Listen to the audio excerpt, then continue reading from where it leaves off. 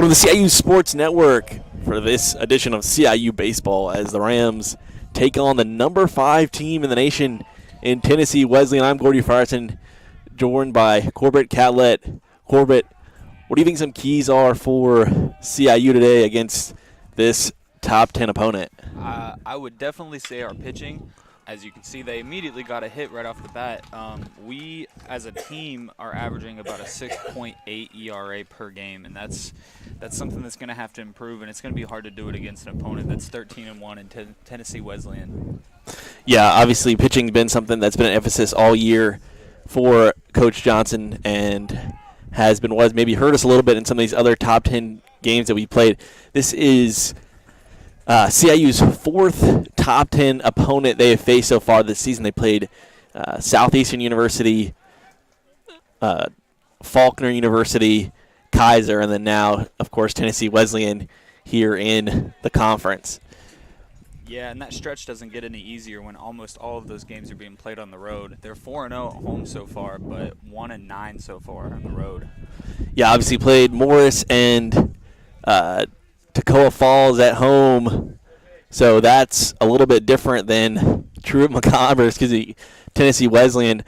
Wesleyan coming off a series win in the AAC over Truett-McConnell, where they won by double-digit runs in each of those games. So CIU going to have their work cut out for them today. They sure are. As this is Ford who will get around to second. Pitching for the Rams today is Justin Parrish. He's pitched in 4 games so far with a total of 1 win and an ERA of 3.97. He is definitely one of our better pitchers for sure. Just looking to find a groove again with that stretch of tough opponents. It's going to be hard to find a rhythm. That's going to be an error there, as Graham Bodison wasn't sure who to go to. And so Bodison, fielder's choice, and then that's Ford that advances around to third on the error.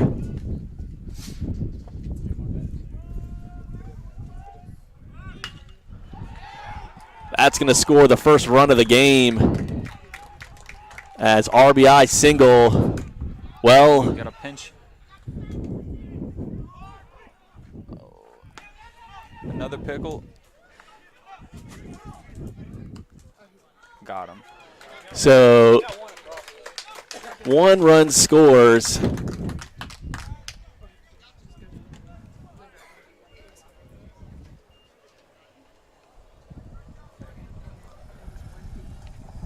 One run scores here as Tennessee Wesleyan, then a pickle over at third, so 1 out on the board now for CIU. But Ford gets across home plate, and I believe that was Corbett. I'm not sure who that was there, but it's on second now for the Bulldogs.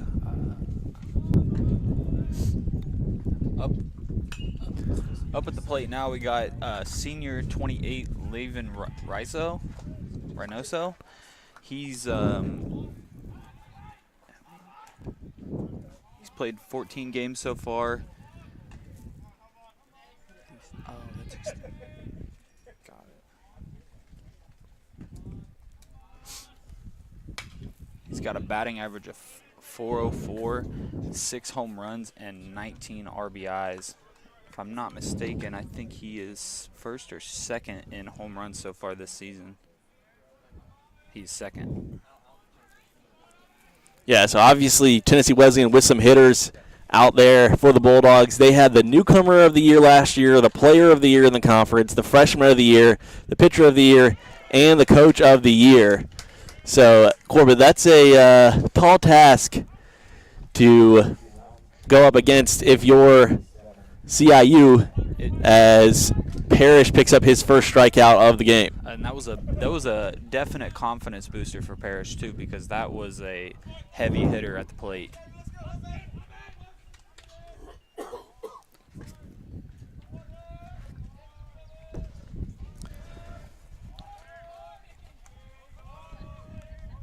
So second, that is hit towards right field and caught by Willis to make the out. So the Rams give up 1 run in the first, but all things considered, not too bad, as they will head to the bottom of the first inning with the score 1-0 Tennessee Wesleyan.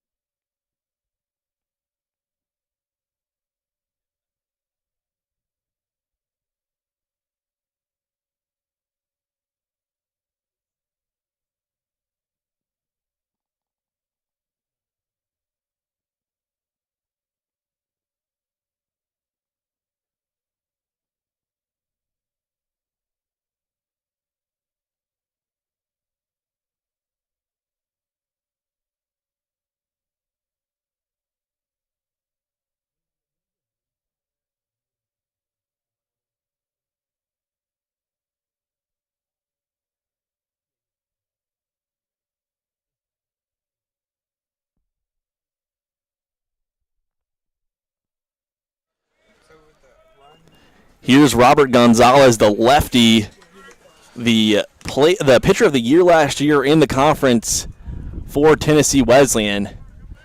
Started 3 games so far this year, picking up 2 wins. And he'll start down 2-0 against Willis at the plate. Carter Willis, Mr. Reliable for the Rams, as he'll foul that off.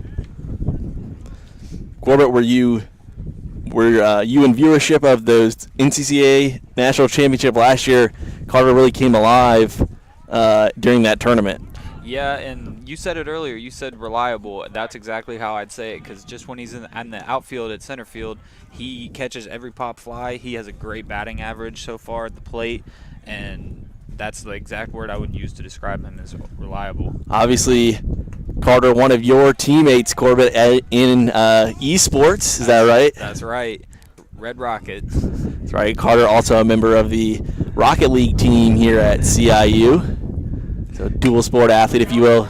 And as we said, Mr. Reliable will pick up the hit here early on for CIU. So 1 on now for the Rams, nobody out. Good start for these CIU bats against Gonzalez. And Robert Bell up now for the Rams.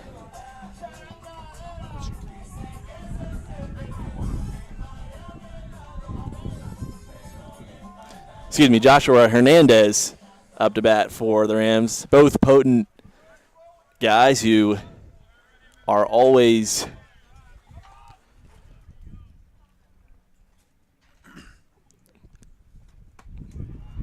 as I was saying, both potent guys who can hit balls deep and do often. Hernandez, the all-time home run leader in CIU history. Obviously only a 3-year history, and Hernandez has been here for all of them, all 3 of those years, but still an accomplishment for the senior. Yep. Despite the early season stretch of tough opponents, he's still got a high on-base percentage of 410, and his batting average is 321. Yeah, Josh has certainly been a cornerstone of this program during its existence. Was the NCCA South Region Player of the Year last year, and also was first team All Appalachian Athletic Conference.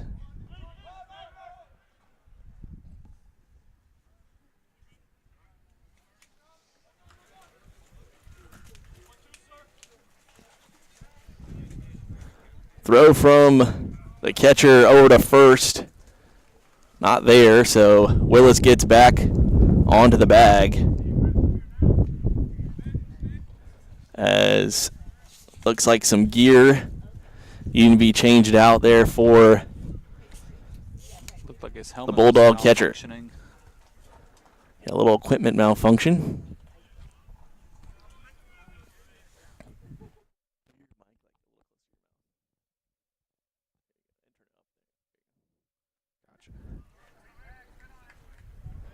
So 1-2 count now against Hernandez, as a little stoppage in play there for a minute.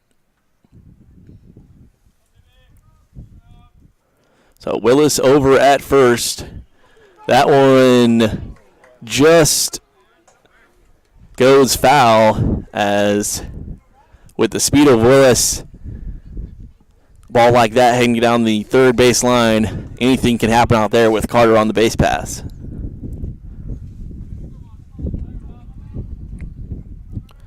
Buddy Bleasdale on deck for CIU. Buddy been one of the Rams' best guys at the plate as well this season, as Hernandez will fly that one to deep left field, and it's gone. A home run from Josh Hernandez will put CIU up 2-1. He made perfect contact with that ball. That's exactly where he wanted it. As Hernandez starts things off for CIU against number 5 Tennessee Wesleyan. We haven't mentioned it yet, but the Rams have had the Bulldogs number since they've been in the conference. Their only series against the Bulldogs as a conference series. Now, they played them their first year in a non-con, but as a conference series, the Rams won that series 2-1 when Tennessee Wesleyan was the number 1 team in the country. So CIU on top 2-1 here early, with Buddy Bleasdale up to bat now.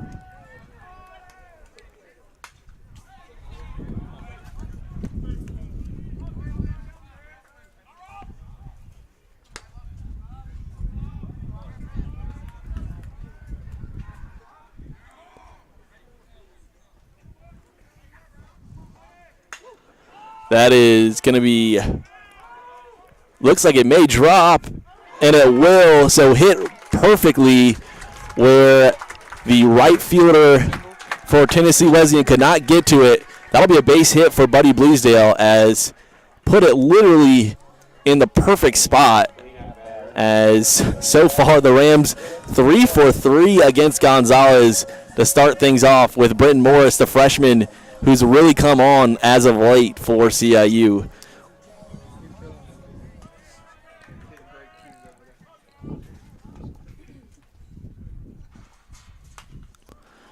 That is fouled off by Morris.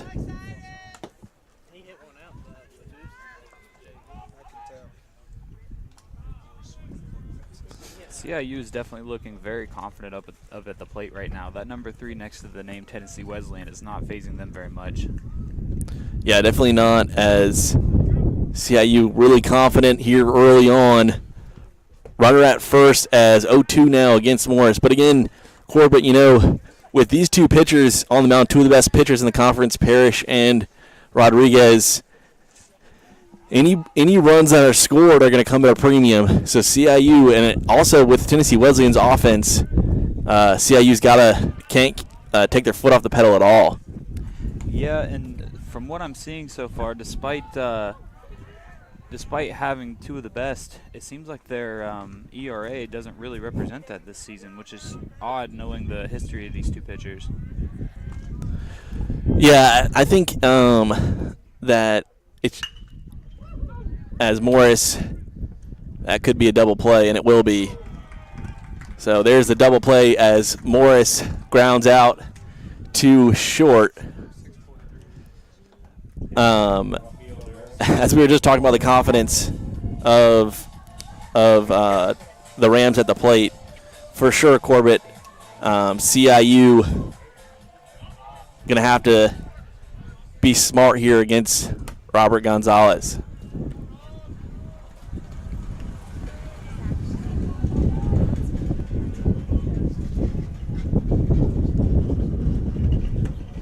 This is Ward Hacklin at the plate for CIU. Hacklin, a transfer, first year with the Rams, has had a pretty good season. I believe he's leading the Rams in home runs so far this year.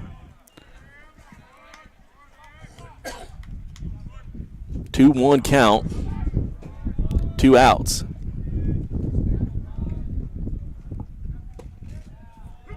That gets in there for strike 2.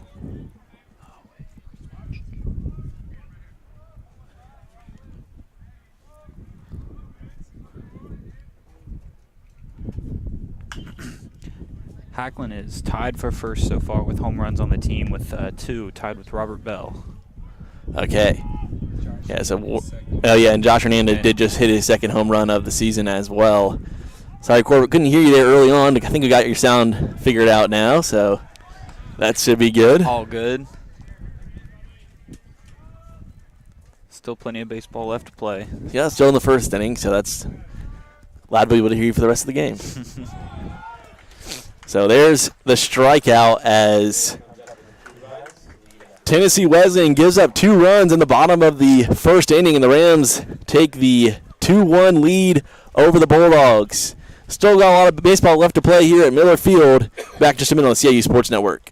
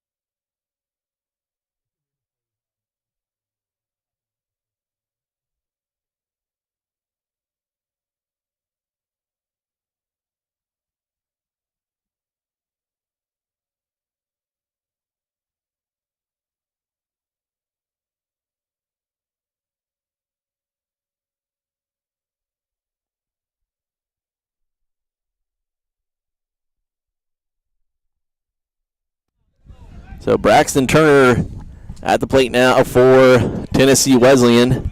Turner, the sophomore out of Greenfield, Indiana. Got a guys from all over the place on this team, Corbett. Obviously, you're an Ohio native yourself. Guys from Tennessee, California, Canada, Alabama, Indiana. They definitely recruit from everywhere. I saw someone from Iowa, so we got some Midwest love in there.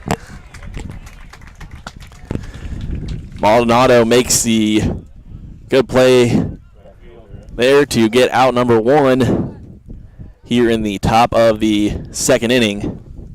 Yeah, a lot of Midwest flavor on this Tennessee Wesleyan team, and obviously when you're going to keep there's a big swing and a miss for strike 1. If you're going to keep a program at the level that Billy Berry has kept Tennessee Wesleyan over the last almost 15 years now, you're going to have recruiting pipelines everywhere. You sure are, and you're also going to have people that can hit against Justin Parrish because he's the 3rd leading strikeouts in the conference so far. and he's looking confident at the plate so far.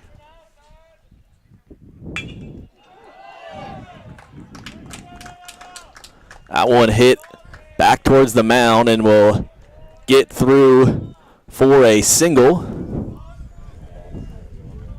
as this is Jermaine Ward coming up now from Round Rock, Texas. So again, we talked about some of those Midwest connections. Here's a Southwest guy, junior, and he'll show bunt early, and that'll be strike one.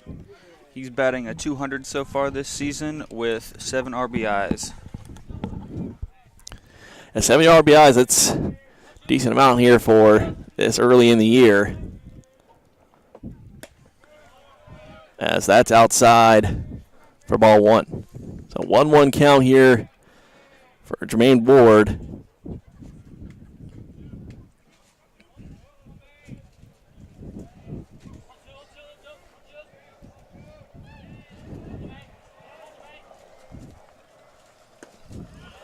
There's strike two.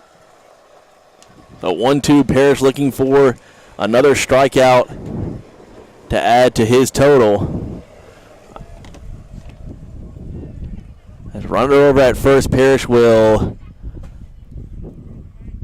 throw it over there to Bleasdale. Runner back in time.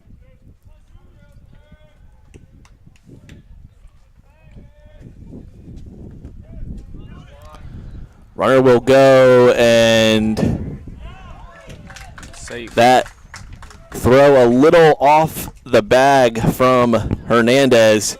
Trujillo had to reach out for it, and he does not get back to second in time, so runner advances.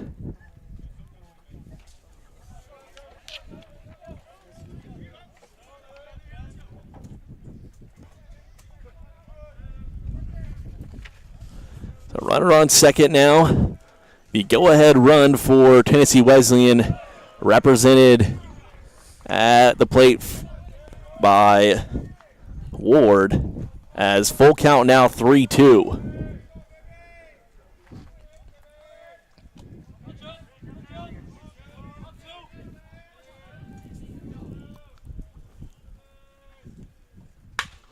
That is hit up the gap. Good job by Grant Bodison to get a glove on that, and runner will be tagged out, so runner gets around to second on the throw. That's Ward that got around to second on the throw, but the Rams get the out. Good play by Grant Bodison to get a glove on that ball. You know, Corbett, I think that runner didn't think Bodison was going to get there, so that's why he went. And then obviously in the outs ended up being made on the 6-5-4 out from Bodison to Maldonado to Trujillo. It was a great play, and that was the third pickle of this game so far. It's it's not common like that. Yeah, those are the first ones we've seen. That's the first one we've seen so far.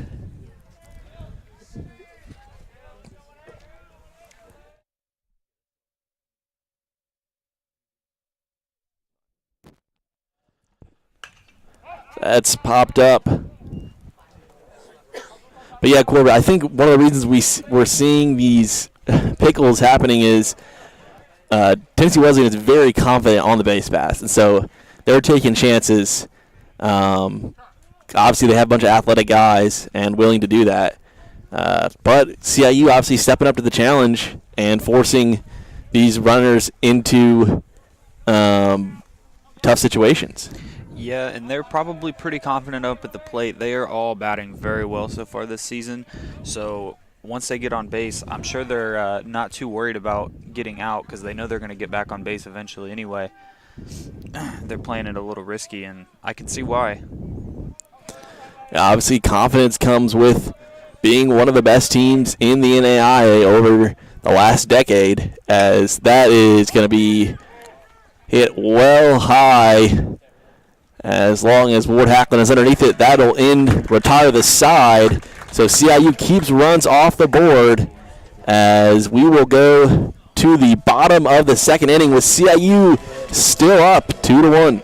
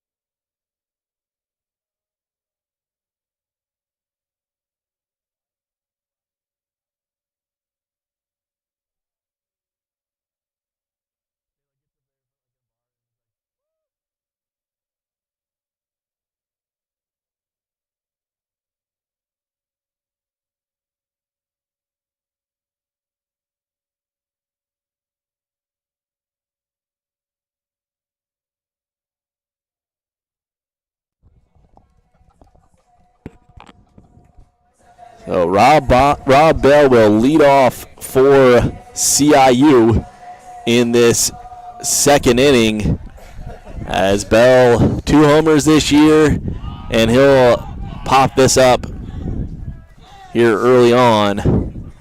So out number 1 comes soon against the Bulldogs, but obviously this CIU lineup is one of the best offensive lineups in the AAC last season, and that's because of these guys like Hernandez, Bell, and now Grant Bodison, who's up to the plate for CIU.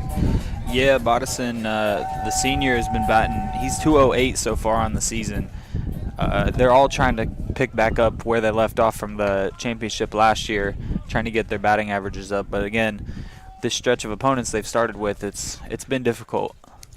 And I will say, Bodison had a little bit of a rough start to the season last year, and then kind of came alive, halfway through the season and really picked it up and ended up being a all-conference performer. That is going to be hit deep towards center field and caught for out number 2. So Gonzalez, Rodriguez, it is Gonzalez, who was a little shaky in the first inning, gets 2 outs here after 2 batters for CIU. As Trujillo now up to the plate. There's ball 1. It's interesting, when I see R. Gonzalez, I automatically think of Rafi Gonzalez, who, of course, usually over there either at short or third base for the Rams, but got hurt against Morris, so he's out of the lineup today for CIU, and he will be missed in the lineup today. That's outside for strike 1.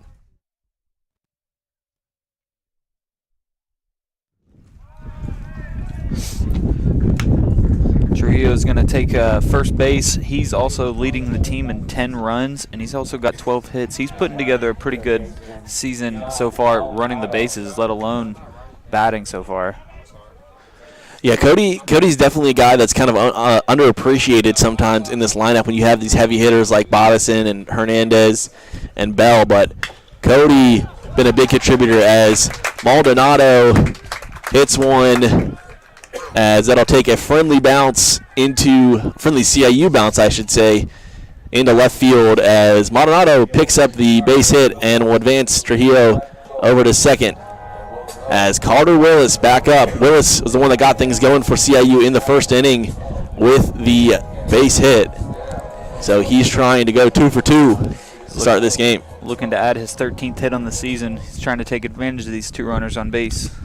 Yeah, Carter Willis, smart player, finds gaps. then again, it surprised everybody hitting that huge home run in the national championship last year of the NCCAA. But does a lot of what he's showing right now. Showed bunt there. That's ball one. Pitch was a little high. He checked it just in the nick of time.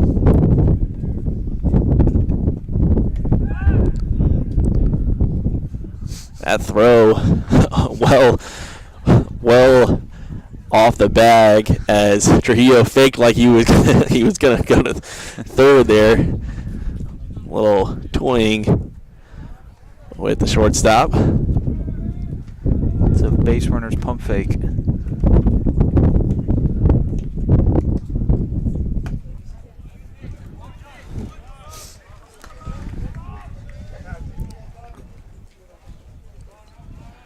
Carter had a good eye on that one.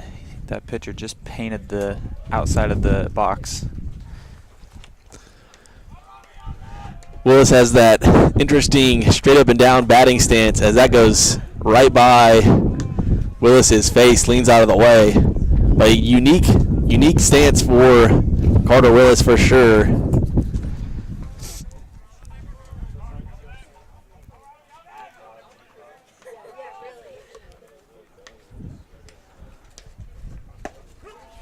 That's in there for strike one. So 3-1 count now against Willis. Maldonado over at first, Trujillo over at second. The Rams trying to add to this 2-1 lead here in the bottom of the second inning.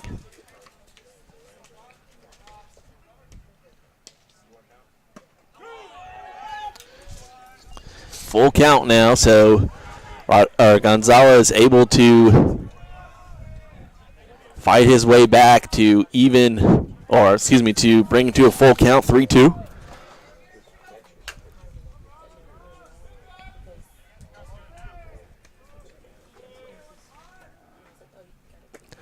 That's outside as Willis will take his base and load the bases. So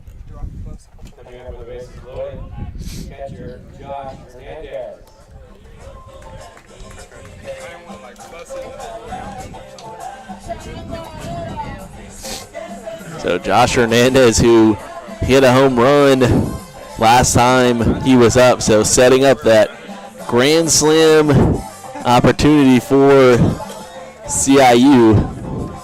Hopefully he goes up there with a clear head and he's not salivating to hit that ball as hard as he can. He just needs to get people running in. It's a good eye. There's strike one. Oh.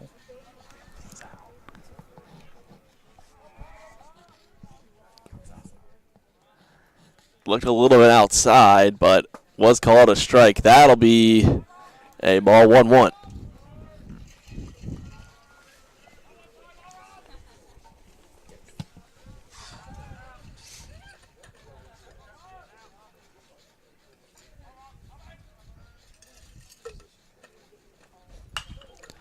That's going to be fouled off. 1-2 count now. So it would be big for Robert Gonzalez to pick up the strikeout here, get himself out of this jam with bases loaded and his team down by a run in the bottom of this second inning. And he will do that. So Gonzalez not the AAC Pitcher of the Year last year for nothing, as the Rams unable to put anything on the board in the bottom of the second inning. We'll head to the top of the third with CIU up 2-1.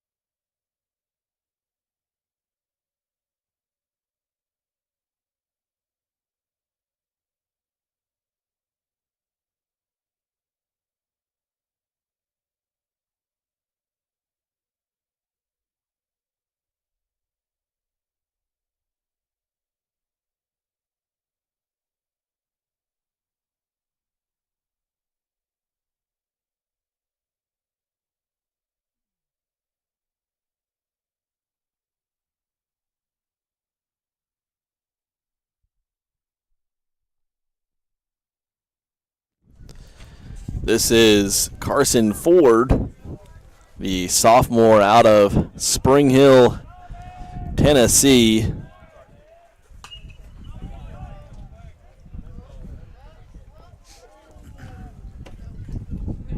As that'll be a foul ball to put the count at 0-1. Ford, the sophomore, is leading the team so far in runs with 19. His batting average is .209 on the season.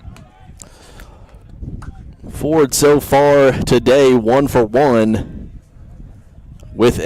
and scored the run earlier that at that point put Tennessee Wesleyan up 1-0. That looks like it'll be a fly out to left field, and it will be, as Ward Hacklin makes the catch in left field.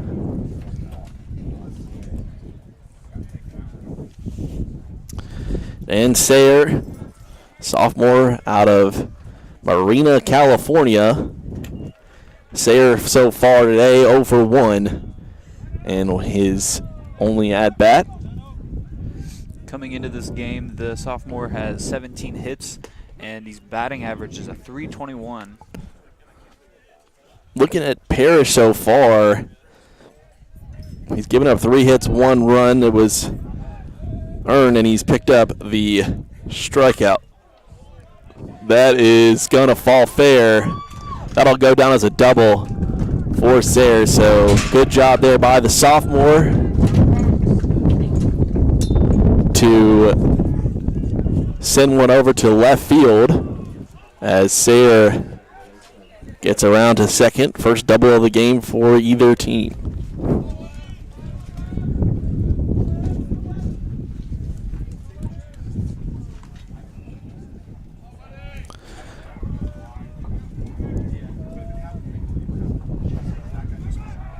This is Webster at the plate now for Tennessee Wesleyan, the second baseman. Webster, another sophomore, up at the plate. He's got 21 hits on the year out of 54 at-bats. Yeah, he's 1 for 1 today with an RBI. Coming into this game, he's also got a pretty impressive batting average compared to the rest of his team with a .389.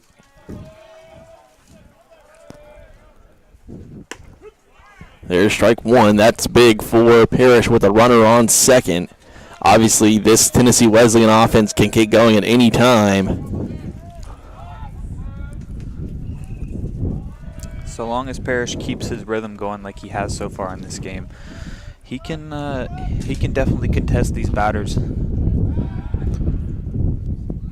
Wind's starting to pick up here a little bit at Miller Field.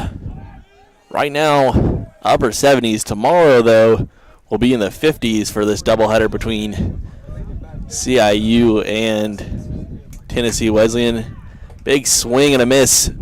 1-2 count now. This would be big for Parrish if he can get the strikeout here.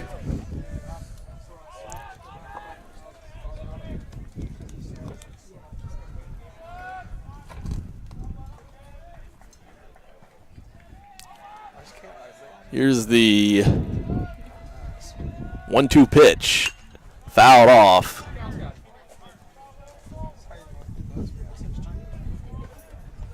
And elsewhere in CIU Athletics at 4 p.m., men's basketball will be in the Appalachian Athletic Conference Tournament semifinal facing the number 2 seed Montreat. So CIU men's basketball won yesterday against Reinhardt, and they have a chance to make it to the conference championship on Saturday, as that is high for ball 2. Yeah, our basketball team's really hitting their stride at the right time of the season. They're playing really well in this tournament. Yeah, basketball obviously struggled a little bit early on in the season, especially around Christmas time, and then has come alive as of late. Speaking of coming alive, Justin Parrish with the strikeout. So that's a big strikeout. Very big strikeout. 2 outs now. Runner on second. obviously CIU hoping that Tennessee Wesleyan will leave some runners on base here in this game. Unfortunately for Parrish, the job does not get any easier. Reynoso is their best batter on this roster.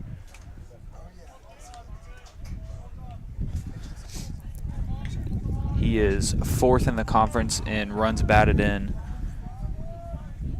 and he's also 2nd in home runs. With 19 RBIs already on the season. As that'll be strike one. And again, Corbett, kind of what we thought today with a pitcher's duel maybe between Gonzalez and Parrish. Obviously, only in the 3rd inning, so we'll see what happens. But I expect these next 2 games tomorrow to be much higher scoring. Yeah, we'll see about that. For right now, we do have a pretty good pitching duel, but again, it is pretty early on in the game, so we'll see how long their arms last for this one. Yeah, only the top of the 3rd right now.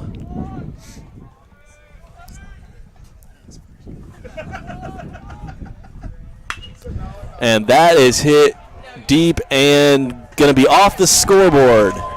So as we spoke, home run there. And I mentioned this, Corbett, in the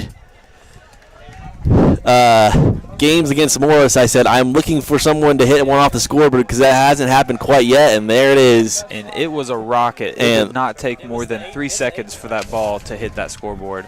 Yeah, that was not one of those ones that was just lofted up in the air. Reynoso really got a hold of that and smacked it off the scoreboard. We could hear that over here, kind of a nice little thunk. It was pretty loud. I'm impressed, but I hope that Parrish doesn't let that shake his confidence any. Yeah, not having a bad game, so didn't just give up the home run. But Gonzalez has already given up the 2-run homer in the 1st inning, so CIU not out of it by any stretch of the imagination. 2-0.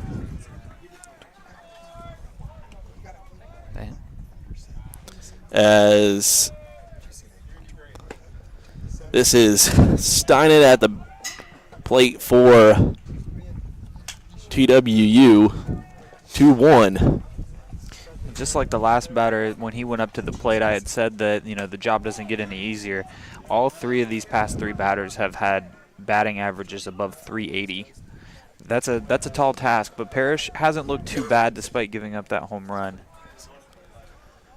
Justin Parrish, the ace for the Rams. And everyone knew coming into this series, obviously CIU receiving votes in that preseason poll that Tennessee Wesleyan was ranked number 5 in. So yes, there's some distance between these 2 squads, but still 2 of the better teams in the NAIA, as that'll be a walk there.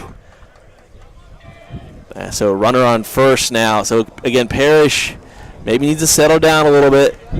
Coach Johnson might need to make a trip out there, just calm the nerves a little bit, but we'll see how Parrish responds. And this, Corbett, is a great test right now for this this CIU squad. How do you respond in this situation?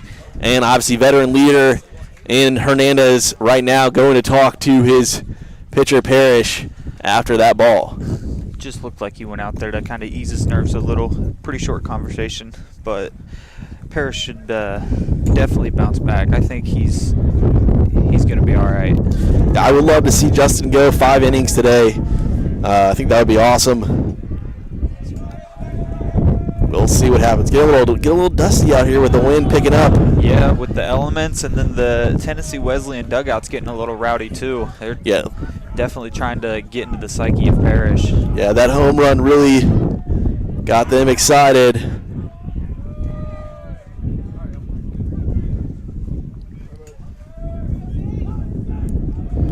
Good early battle here between these Appalachian Athletic Conference foes. That was well high. And Coach Johnson looking towards his bullpen, and Brett Collins heading over to start warming up as there's a walk.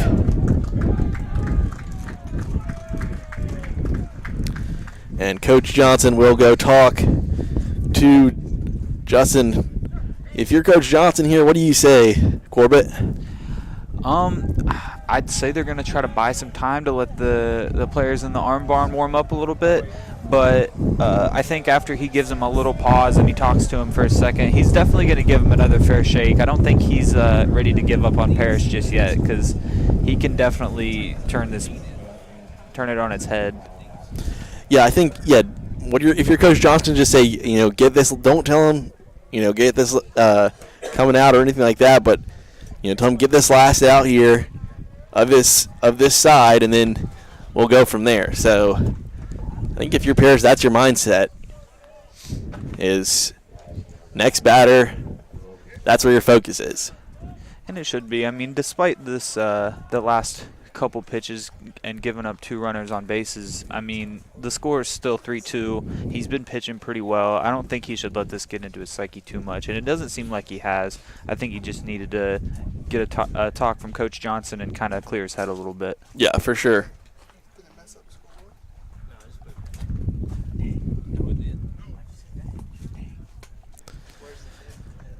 So, umpire saying let's get this thing going again. Not sure what the conversation was after Johnson talked to Parrish, but a little bit of a conversation there for just a minute. But we're back at it now as runners on first and second, and that's outside ball 1. Coach Johnson giving the signal over there to his bullpen. We'll see who it is.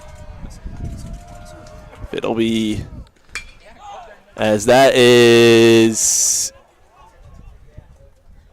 hit and dropped. So the 2 runs will score. It's a very uncharacteristic drop for Carter out there. He's always been reliable, so hopefully he also doesn't get in his head too much either. I'm not sure, honestly, Corbett, if I've ever seen Carter drop a ball. Now, a degree of difficulty for sure.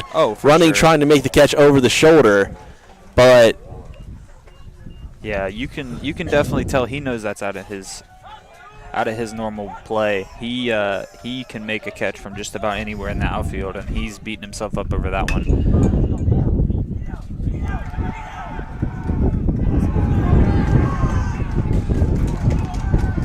And an error there, throwing error on Grant Bodison will advance runners to second and third.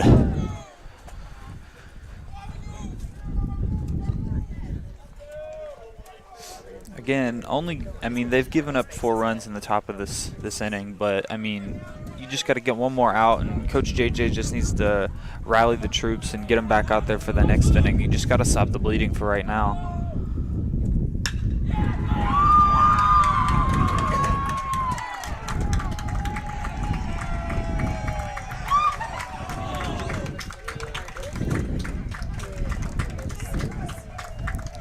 There's a hit that'll score 2 more for Tennessee Wesleyan. So all of a sudden things getting out of control here.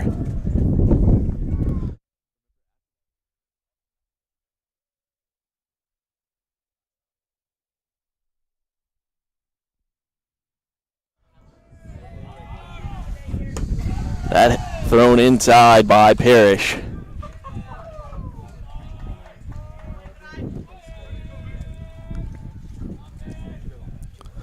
Ball 1.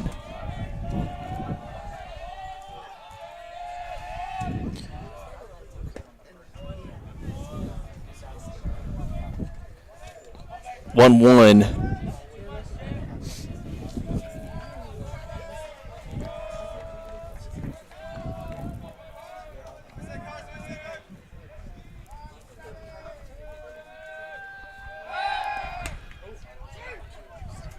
Thrown over to first. It was definitely close.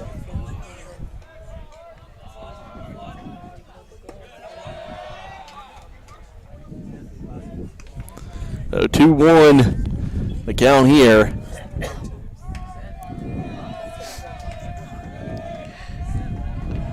Carson Ford, the sophomore, he's coming into this game. His batting average is only a 209, but his on-base percentage is much higher with a 452. 3-1 now, so Parrish struggling in the last few batters here as that'll be 3-1. Excuse me, 3-2 on the inside pitch, called a strike. Runner at first.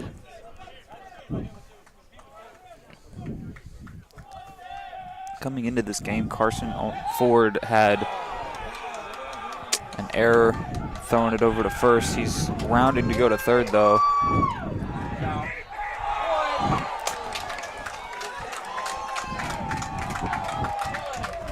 Throw almost.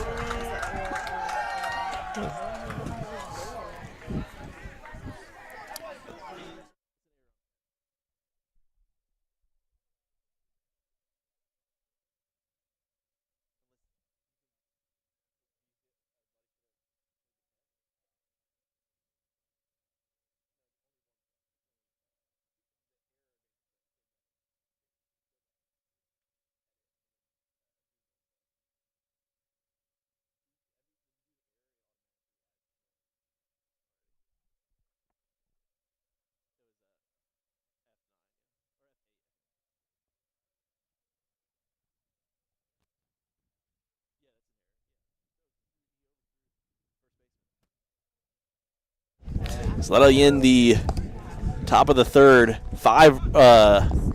6 runs scored as CIU will now trailing 7-2 heading in the bottom of the third.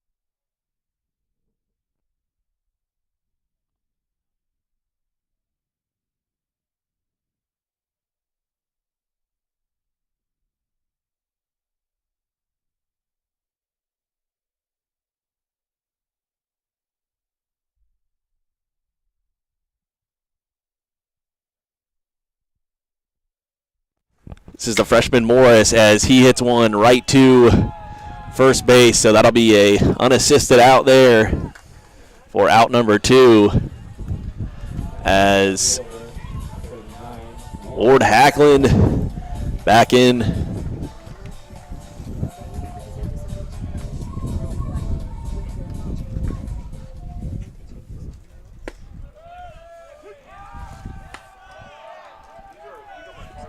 There's strike 1.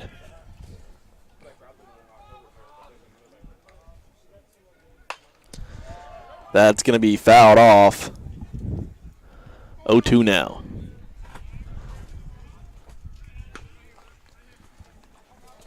So Ward Hackland, who wears number 39 in the blue unis.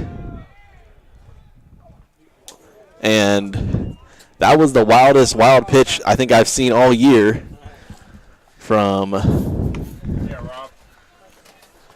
Gonzalez, as that one about 10 feet above his catcher's head.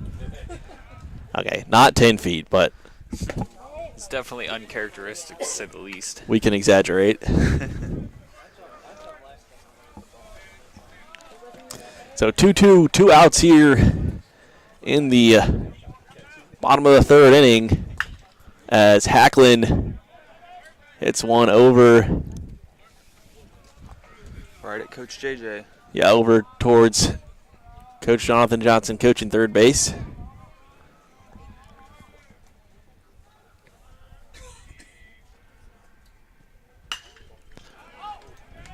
That one fouled off. So 2-2 still.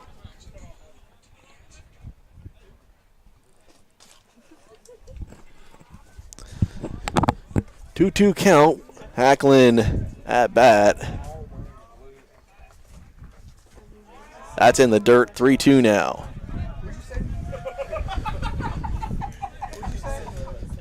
So after giving up those 2 runs in the first inning, which of course was off the Josh Hernandez homer, Robert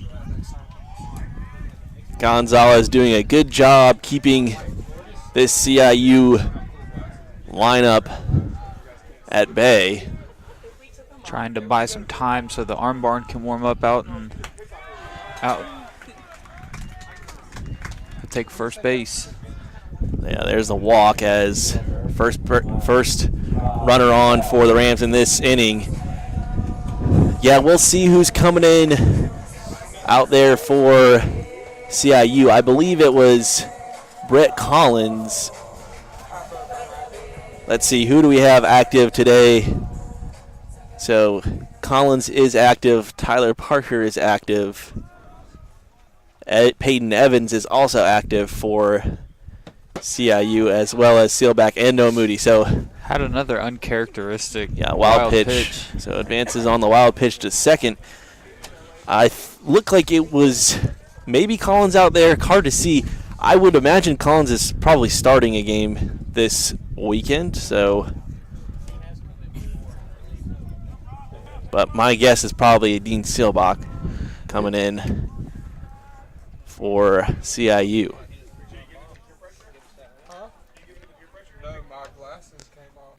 That one well inside for ball 2. So kind of what we saw in the top of this inning, Corbett, was Rams got 2 outs, and then Justin Parrish just really started struggling with those 2 outs on the board. And Gonzalez got 2 outs now, but Hackland over there at second and having a lot of trouble with control as a wild pitch advances Hackland over to third.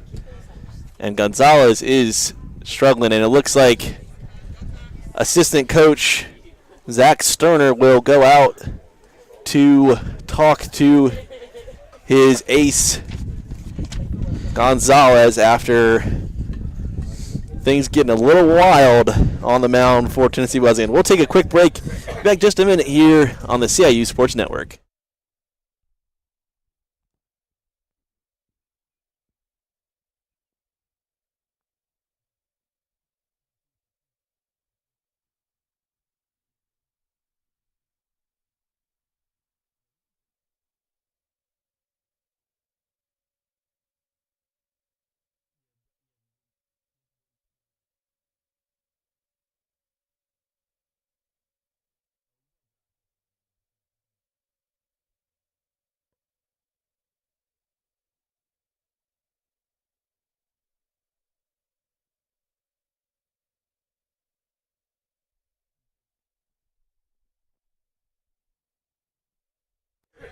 So Bell is walked. So runners in the corner now for CIU. And Corbett, we may only have both these pitchers may only make it almost 3 innings, as looks like we'll see a change possibly for Tennessee Wesleyan. I think they'll give the resin bag to Gonzalez. Hope that gives them some control if you're Tennessee Wesleyan. Yeah, both of these pitchers seem to have trouble closing out this third inning. Parrish pitched fine until there were 2 outs, and now Gonzalez has been pitching great up until this point with 2 outs on the board, and it's just having trouble closing out, I guess. And yeah, really, for Parrish, wasn't so much of a control issue as the velocity may be slowing down a little bit for Parrish. And that is almost staying fair for Bodison, which would have definitely scored at least 1, as CIU down 7-2 here in the bottom of the third inning.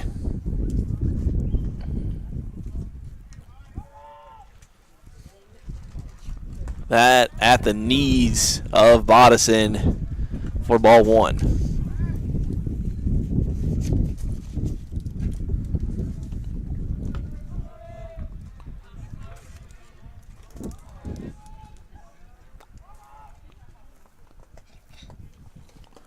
Another one in the dirt will get by the catcher, as Ward Hacklin will score on the pass ball. So Hacklin makes it 7-3.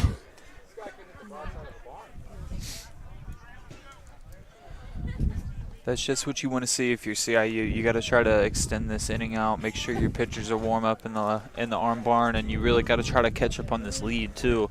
And that's a good start for it. Yeah, 2-1 pass ball. So the Rams chipping away at that big third inning, and another one is in there. Bell, I believe, out there on second, able to get back to the bag before he's thrown out. So still runner on second, 3-1.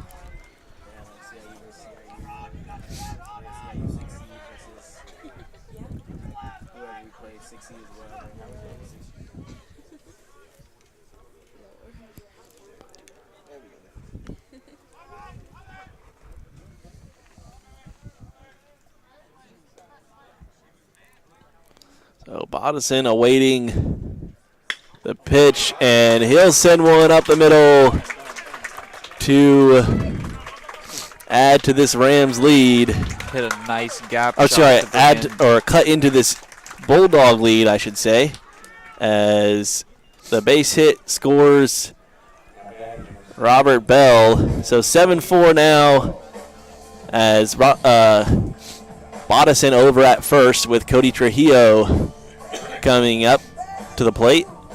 And the Bulldogs staying with Gonzalez, Corbett. You think it's a wise move? So far, I guess it's hard to tell. Their coach definitely has a lot of trust in him. They haven't sent anybody out to the bullpen, so I guess we'll just have to wait and see. So fouled off there. So 1-0-1 count. Yeah, looks like they're trying to go as long as they can with Gonzalez.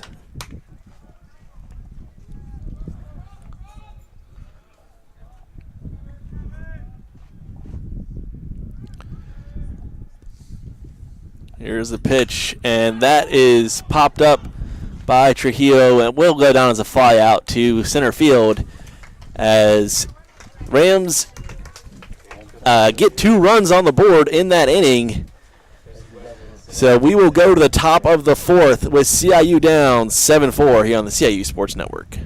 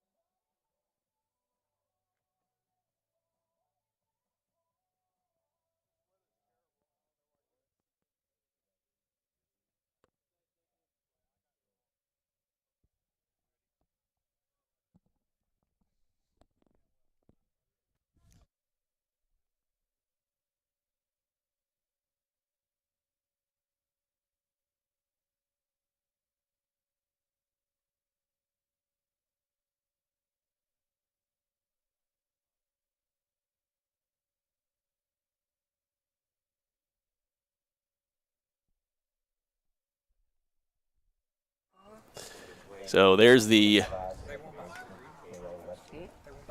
early out. So 1 out on the board here in the top of the 4th inning. They're starting the top of the 4th and keeping with Parrish. They got a first out. Carter back to being all reliable as well.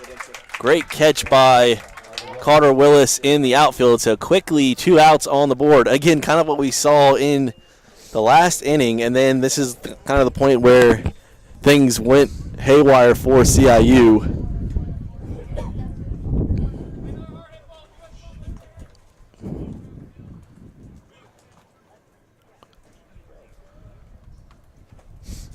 As Reynoso going over to have a chat with his coach. Coach Berry wanting to talk with Reynoso before he faces Parrish.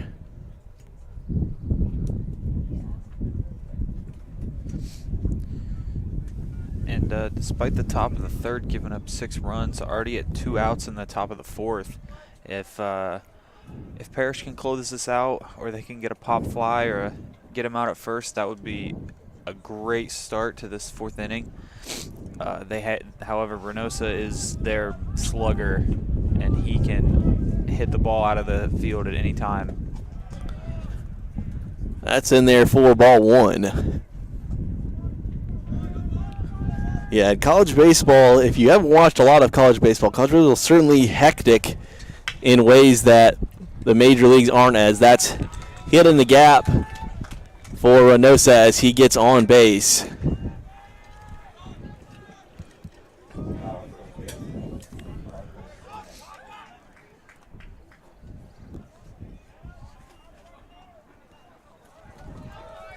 So this is Parker Stinnett up for Tennessee Wesleyan.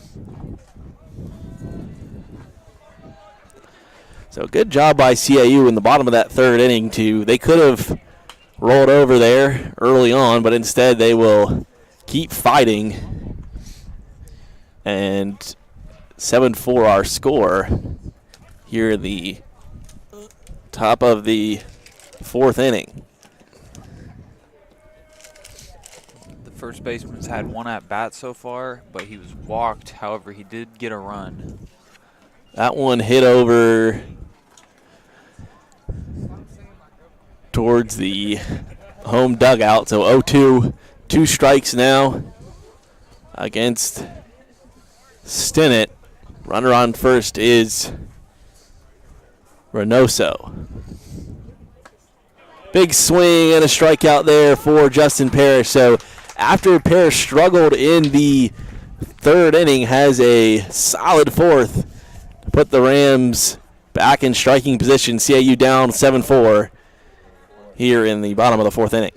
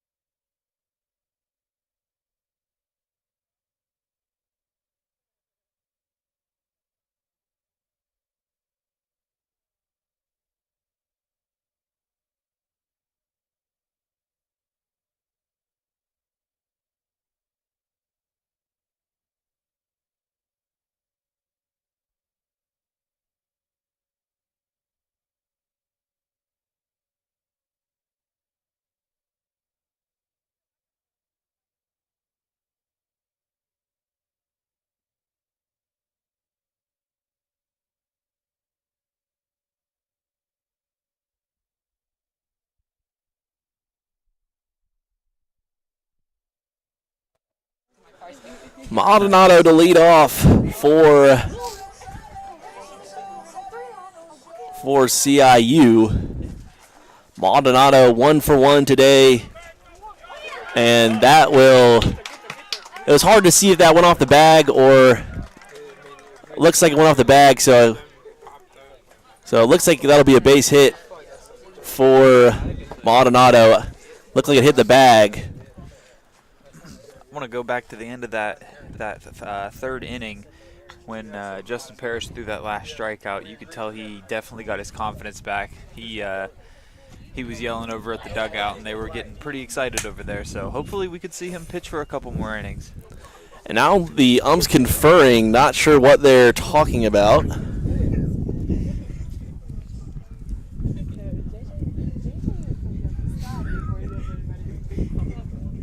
So Maldonado hit a grounder over to third, and it popped up off the bag.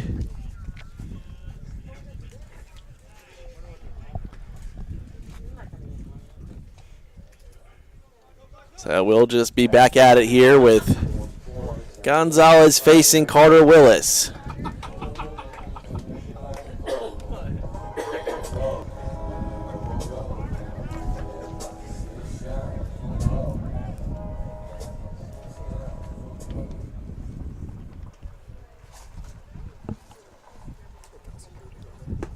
So big swing and a miss there from Willis for strike one.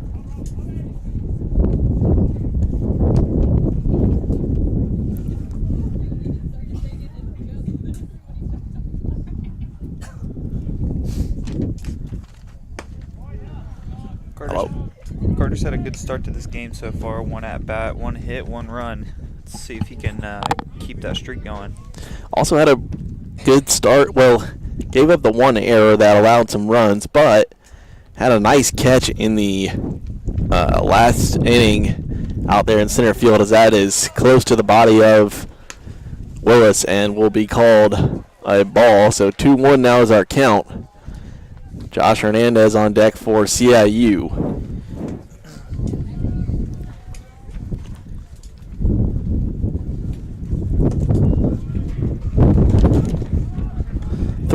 No outs. Runner on first. So Tennessee Wesleyan has the wind picking up here at Miller Field. And Willis will single.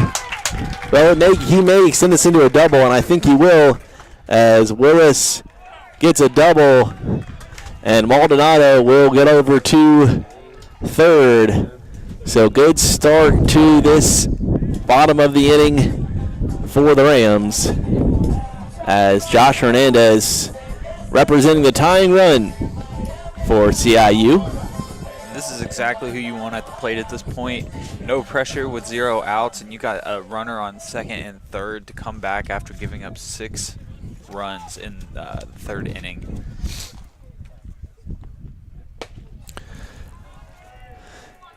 Hernandez comes out swinging, as that's strike 1.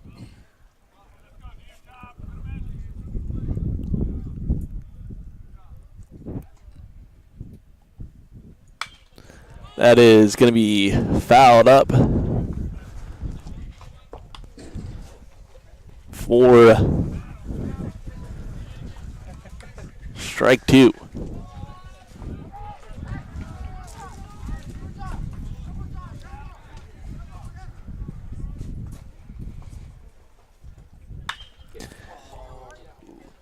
And that will fall just foul. If that had been a little bit farther up the bat, that would have probably been a 3-run homer, and this game would have been all tied up. Something that went a little unnoticed, Tennessee Wesleyan has somebody warming up in their bullpen right now.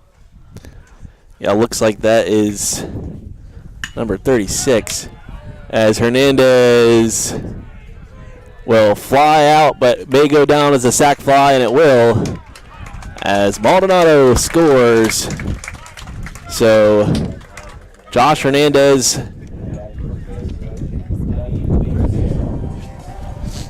He just cut that lead down to a 2-run lead now, 7-5 Tennessee Wesleyan. So the sac fly for Josh Hernandez cuts the lead to 7-5.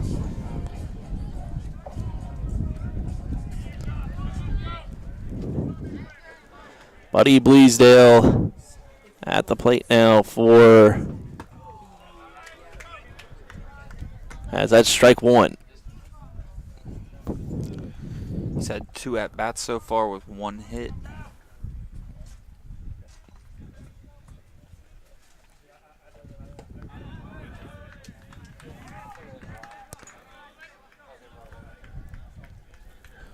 So 1-1 is our count. Runner on third. Bleasdale represents the tying run. And that hit up the gap. So Bleasdale will get the RBI and make it 7-6. So to the veterans for CIU. Coming up big here in the bottom of the 4th inning. As Britton Morris now at the plate for the Rams.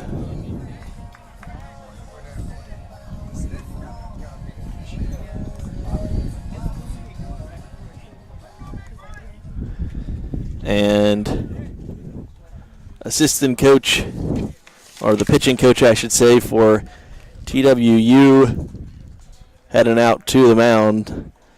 Turner going to talk to Gonzalez. Britton Morris, for a freshman, has had a pretty good start to his college career at CIU. He's had 10 at-bats. He's batting at .400 right now with 4 hits and 2 runs. And we will have a change on the mound. I think this is Michael Taylor. It's hard to tell. Wasn't sure there. I thought I could see that 36 warming up, but I'm not sure. Robert Gonzalez, the California kid, had a pretty decent day at the mound. Nothing to complain about.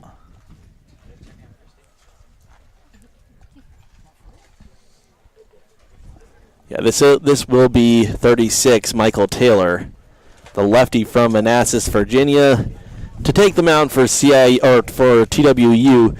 So we'll take a quick break here as Taylor warms up.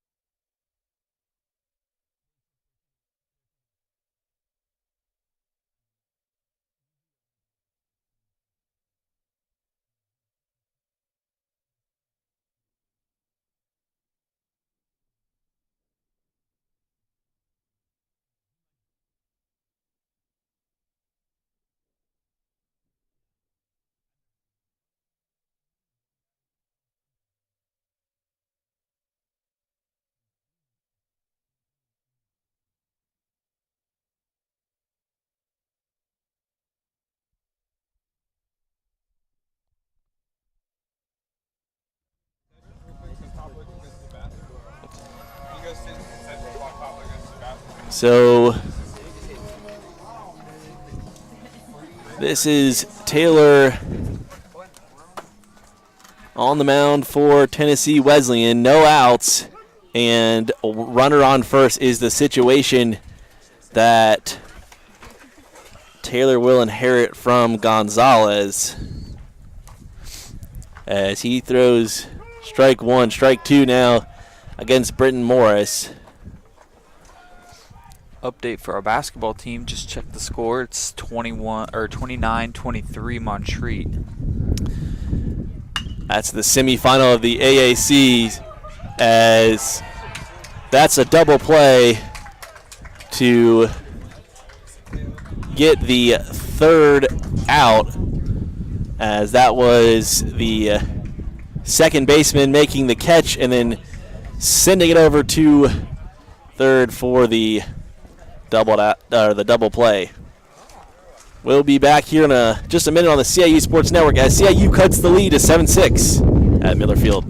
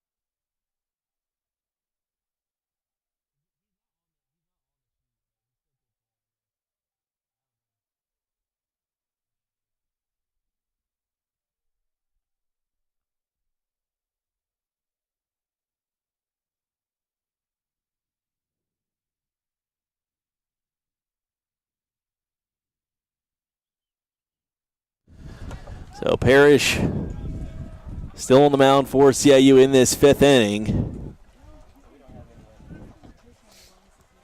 For Tennessee Wesleyan, the sophomore Braxton Turner up at the plate. Batting average is .321 so far this year. Big swing and a miss, so 2 strikes now.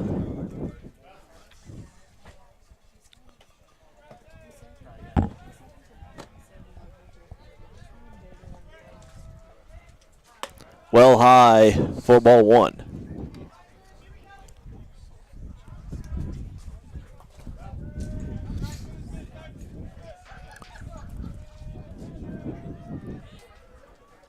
That's fouled off.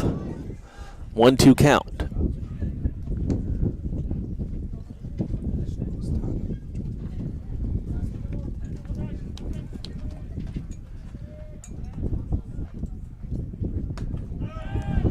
That is high.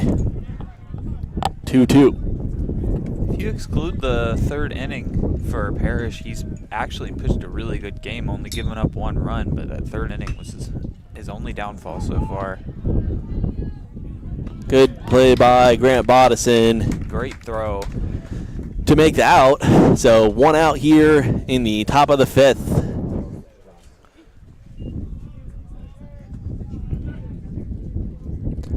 Tennessee Wesleyan, obviously the reigning Appalachian Athletic Conference champions, won both the regular season and the AAC tournament. That is close to the hands there of Logan Johnson. And a big swing and a miss for Johnson will make the count 1-1.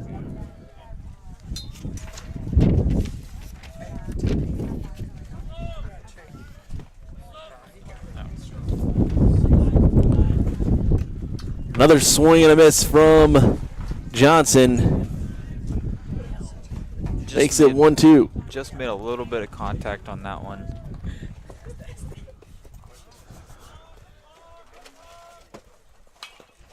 Fouled off. So count will stay at 1-2. That one made it all the way to the outfield of the softball field.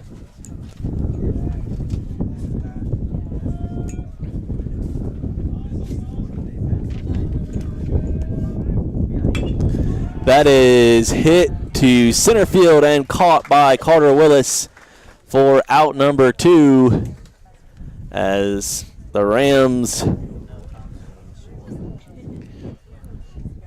make it 2 outs in the top of the 5th. So you obviously trying to hold off Tennessee Wesleyan to adding to this 1-run lead. And will try to battle back to maybe take the lead themselves, as that is hit way up in the air, and Bleasdale comes in to make the catch and in the side, as we will go to the bottom of the 5th with Tennessee Wesleyan still up 7-6.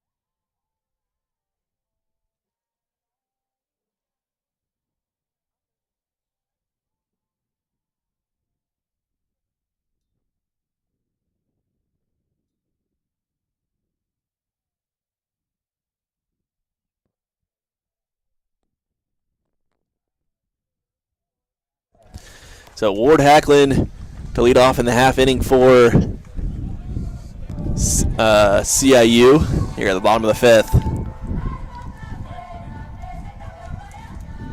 Taylor came in for Gonzalez in the 5th inning.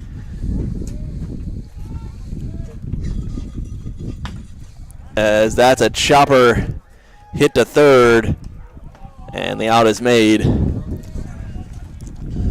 So Robert Bell coming up now.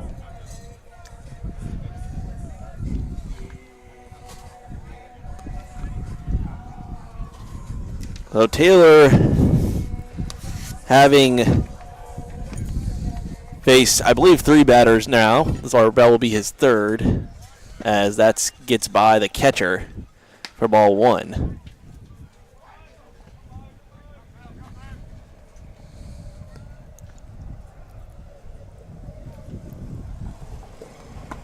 Big swing and a miss.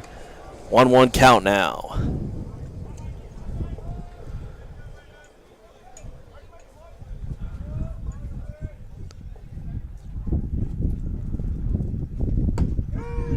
There's strike 2, 1-2. Again, CIU 0-3 so far in the AAC, Corbett. So be big for the Rams to at least get a couple wins here in this series to get out of that early hole. Obviously, Rams lost all 3 games to Milligan last weekend. Yeah, if they keep hitting the way they have against Tennessee Wesleyan, they already went against one of their better pitchers, and with the rest of this series, they definitely have an opportunity to score more runs. So if they keep hitting the way they have, they have a good chance. Yeah, obviously be big to be able to. You already have had success against Gonzalez, so finished him off, which is great. As Bell strikes out for the second out. But as I was saying, yeah, if you can get away with this first game today with the win, obviously sets you up well tomorrow, where I think, I wasn't expecting to see a ton of runs in this game, but, already getting up there with 7-6. I think tomorrow we're going to see a barrage from both teams. More than likely, and Taylor's definitely looking a lot better up at the mound, especially starting out. He's pitching pretty well so far.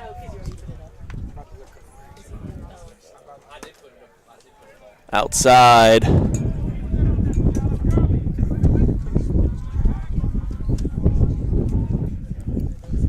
Strike 2. That is hit by Bodison to left field and gets out of there.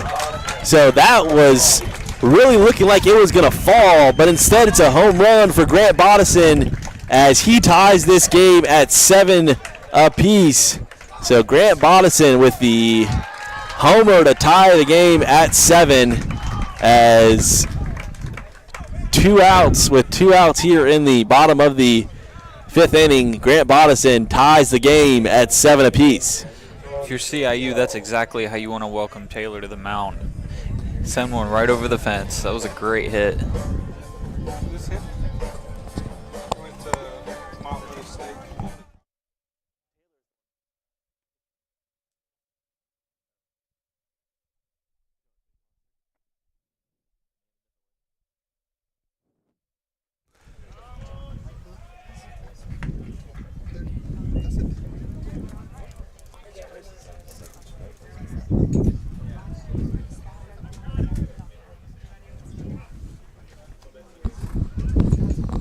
So 1-1 against Trujillo as CIU has tied this game at 7 apiece. That one hit back to Taylor, and he'll flip it over to first for the out. So it looked like Mike be 3 up, 3 down, but instead Bodison just gets it over the left field wall as CIU will knot it up at 7-7. We will head to the top of the 6th inning with CIU tied with the number 5 team in the country.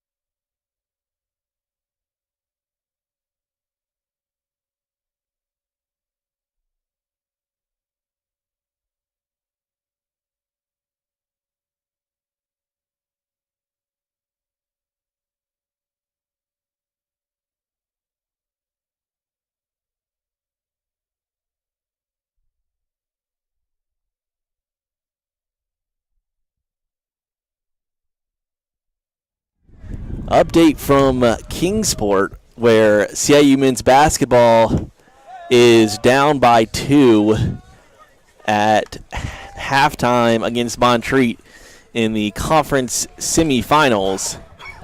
So Rams with a chance to go to the AAC championship game where they will face Union College in the championship. That is fouled up and will go down as a strike. So 1-2 now is the count.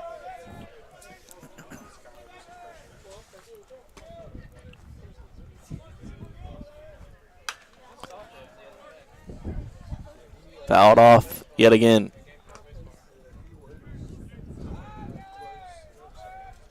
This is their designated hitter, McGill. He's got 1 hit today, but out of 2 at-bats.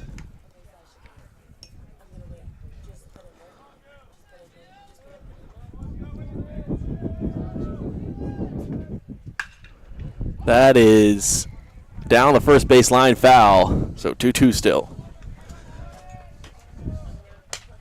So kudos to Coach Johnson for leaving Justin Parrish in there after the 6-run inning in the 3rd, as that is hit to deep right field, and caught by Robert Bell out there in right field. So great catch by Rob Bell to make the out. As one down now in the top of the 6th inning.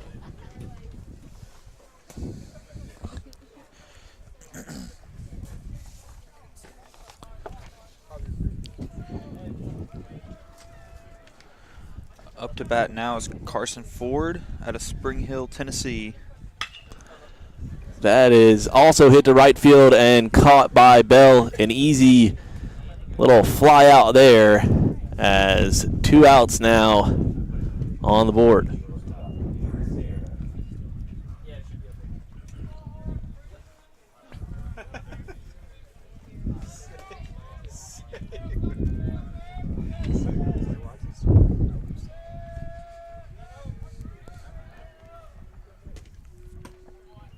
Low and away, 4-1.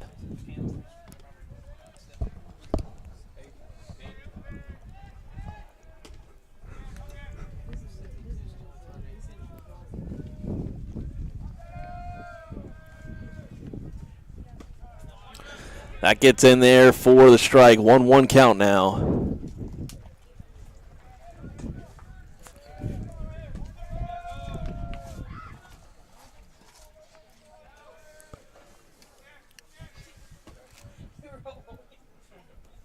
Outside.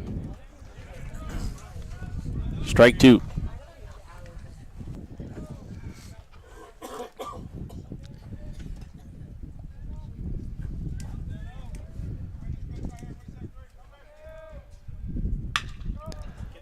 That hit over the head of Hadley.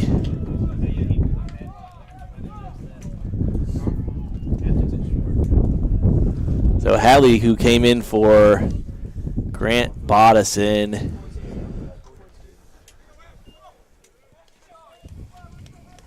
That ball was just out of his reach. There was a lot of heat on that one. It would have been hard to hang on to. So runner on first, 2 outs.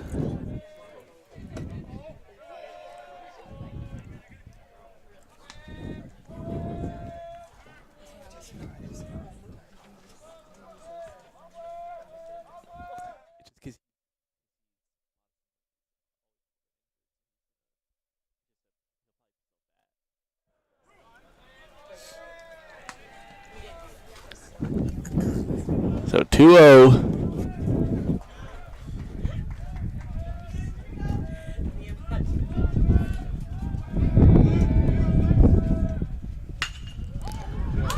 And good play by Buddy Bleasdale to snag that one to end the, or retire the side, rather, as CIU holds off Tennessee Wesleyan in the top of the 6th.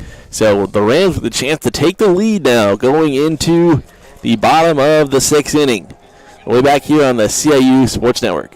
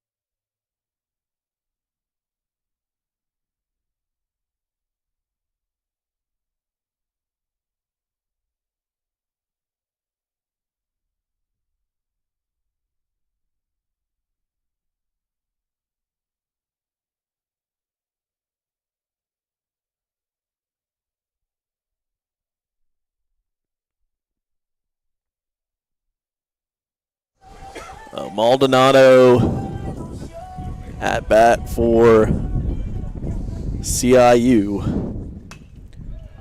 That is fouled off the stem of the bat. Strike one.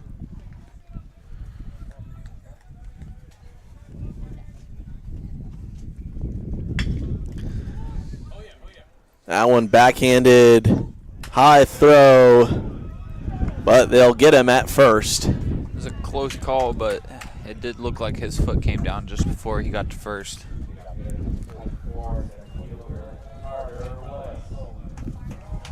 Carter Willis up now for the Rams.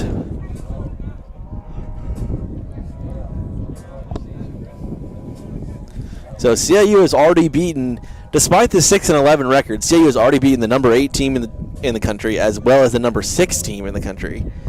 So trying to beat the number 5 team today. Obviously beat number 1 last year.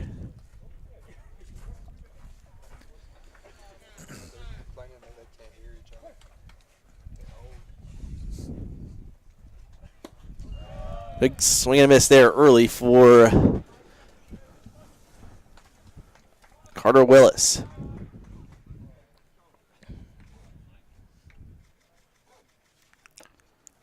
That's low and outside for ball one.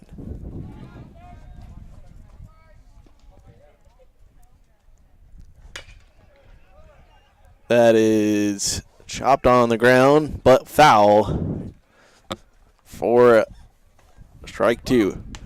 Now, as I say this, Corbett, this will probably jinx Taylor, but having a decent game except for that home run he gave up to Bodison. Yeah, it kind of very uncharacteristic compared to the rest of his performance. As he gets the strikeout. That's his second of the game. And only 2 innings pitched. Josh Hernandez back in for CIU.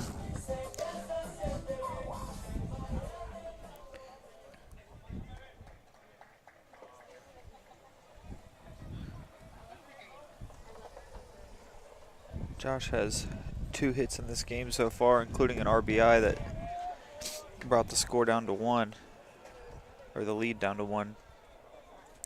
There's strike one.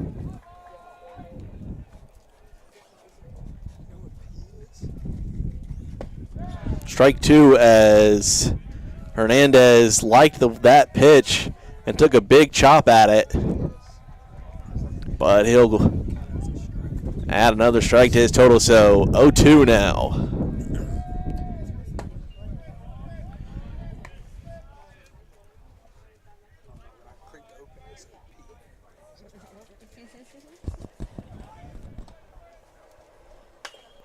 That is fouled off. 1-2.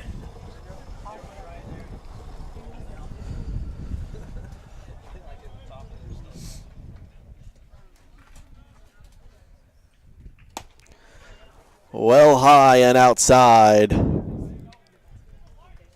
for ball one, or ball two, excuse me.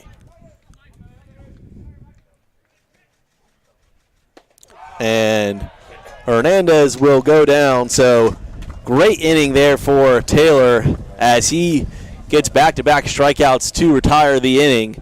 So we'll head to the top of the 7th with the score tied at 7.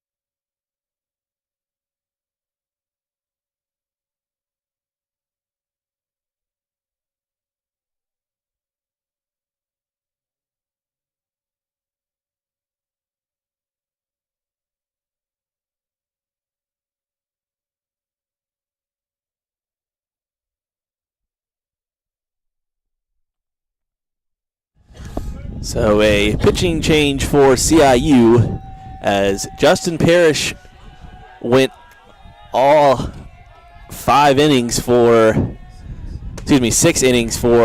the Rams. He pitched pretty well, and I mean, despite the third inning, you can't even place that all on him. I mean, the team overall has 4 errors, and they're still tied in this game. So he pitched pretty well. He has nothing to hang his head about. Sorry. Yeah, nothing. Good job by Justin Parrish, and I think this is where you really start to measure this CIU team is what can they do when Parrish is not on the mound, as that is hit to Trujillo, and he'll make the out over at first. So out number 1 on the board. That ball was very close to hitting Brett. Went right back at him. This, if you remember these games last year, it was Trent Polly who really stepped up on the mound for CIU and helped him get those 2 wins. Well, I guess just get one of those 2 over Tennessee Wesleyan last season. And so the Rams are going to need these other pitchers to step up. That is hit way back to left field, and it's off the wall, and it'll be a stand-up double for,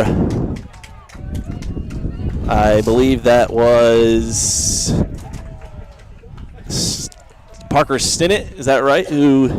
Yes, Parker Stinnett, who just doubled there against Collins. So Collins gives up his first hit of the game, and it's a double for Parker Stinnett. That ball looked like it was out of the park. The wind blowing this way certainly brought it back down. Yeah, and the speed of the ball coming off the bat mixed with the wind has been just so fast. There's no time for our outfielders to be able to make a play on these balls. I mean, that went straight to the fence. That was a great play by Jan Maldonado to recover after just barely stopping that ball with his glove and then making a little spin, throwing to first for the out. So good job by the sophomore. So 2 outs now, runner on second, with our score even at 7 apiece here in the top of the 7th.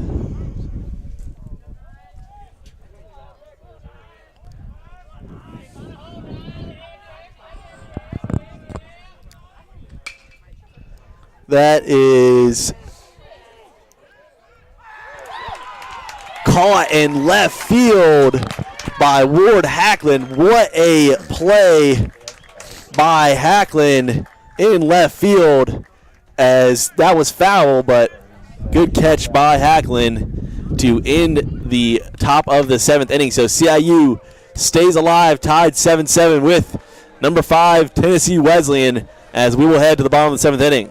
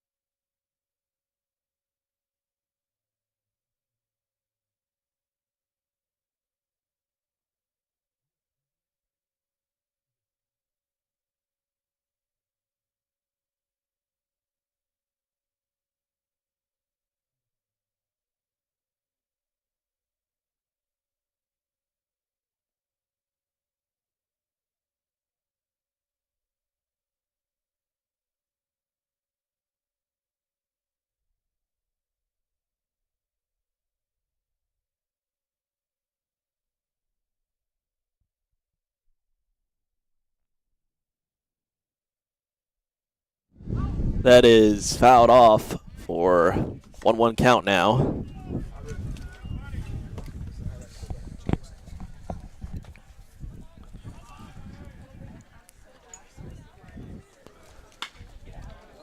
Bleasdale hits that to left field, and I'll be fouled off, so 1-2 now.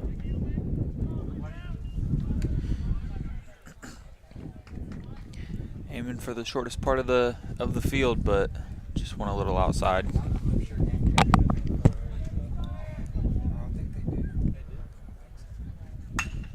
That is fouled off as well, 1-2.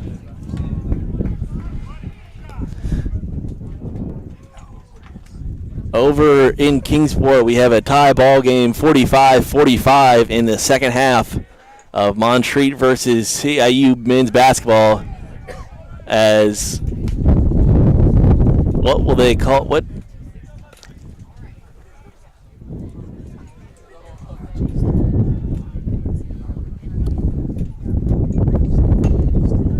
Fouled off again, 1-2.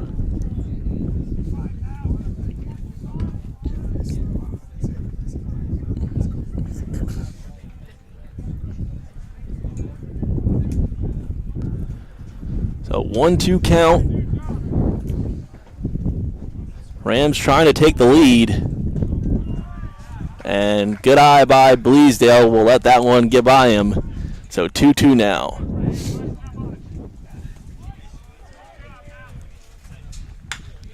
And that is hit high into the air and caught in right field for the first out of the inning. The bottom of the seventh. So 1 out on the board now with Brenton Morris at the plate for CIU. Freshman who's come alive lately for the Rams. Hasn't really gotten going today, but trying to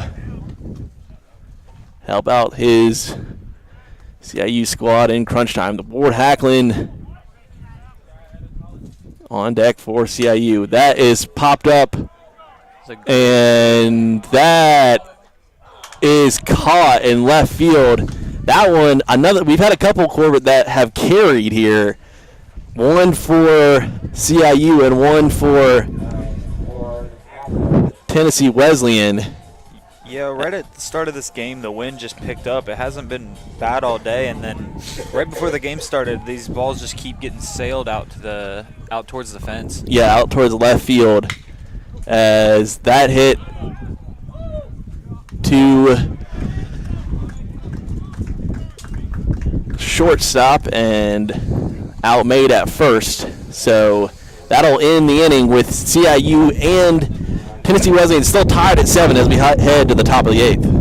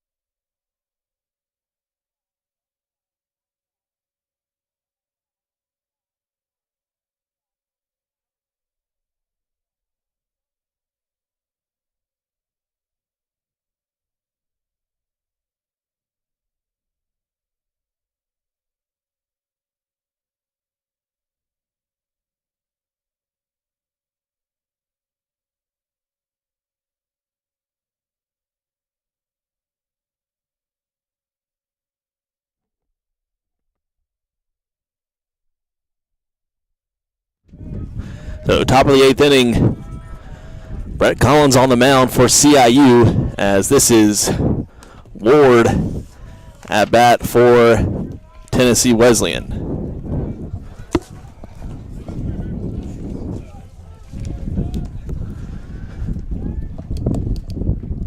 That's fouled off, so 1-2 count now.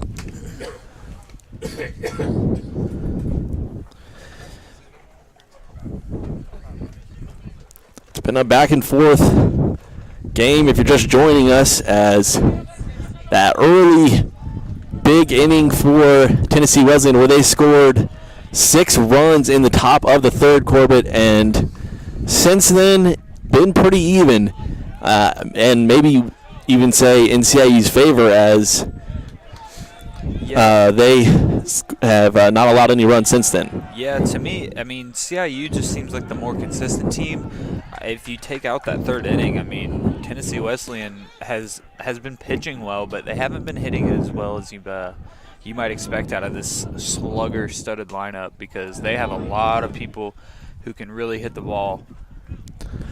Yeah, obviously Justin Parrish after that inning did quite well for CIU, and then now Brett Collins had a good inning in the 6th, or excuse me, in the 7th. Try to capitalize on that, and looks like he will, at least for the time being, as that is popped up and caught by Carter Willis. Little collision between Willis and Bell. I think it just tripped him up. Yeah, Collins by no means has had a bad start to this game, but he's definitely had help from his fielders. They've been catching every pop fly. Some of them have been outstanding. Yeah, two plays, one by Willis in center field and then one by Rob Bell over in right field. Certainly balls that you might see Tennessee Wesleyan, I guess, would maybe go down as hits for them in some other circumstances, but the Rams holding their own. That is hit to center field, and that's going way back off the wall. That's going to go down as a double, as the second double of the game against Collins, as Magill, apologize if I'm saying his name wrong, Evan Magill from Ontario, Canada, with a double. So Tennessee Wesleyan searching for some life on offense.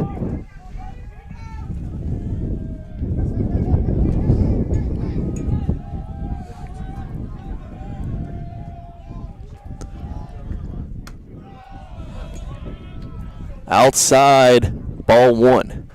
And I think, Court, I think that Coach Johnson is not going to hesitate to pull a pitcher if he feels like they're in danger and giving up this lead or getting down by more than a few runs. Obviously with Parrish he definitely was, because definitely want to see Parrish go 6 innings as that starter, but could see somebody else coming in here for Collins. Yeah, I mean, if you're playing for Coach JJ right now, I mean, you really got to appreciate that he has a lot of confidence in his guys. I mean, he's stuck through with JP to see through the rest of his time pitching in this game. He's letting Collins go through his progressions. I mean, I'd feel good if I was playing for Coach JJ right now. Yeah, for sure. Obviously, you want to feel that trust in your guys. There's a walk right there. So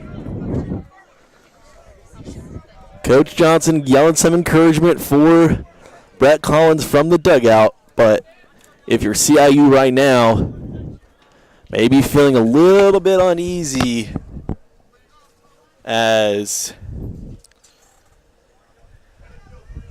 a team with the abilities that Tennessee Wesleyan has, and tie ball game here at the top of the 8th. This is Dan Sayer as Collins drops that in for the strike. Coming into this game, Brett Collins has pitched 10 innings and has 4 strikeouts so far in the season. Yeah, Brett, also one of those mainstays, as that is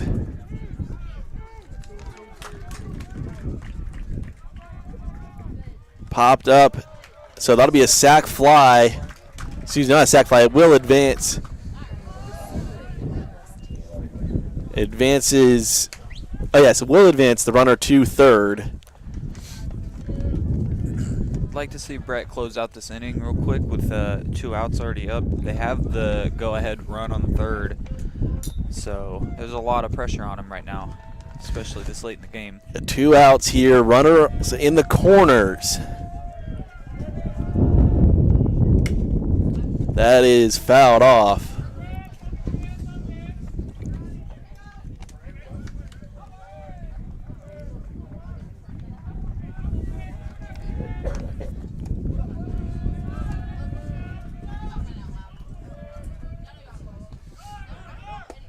Runner will go.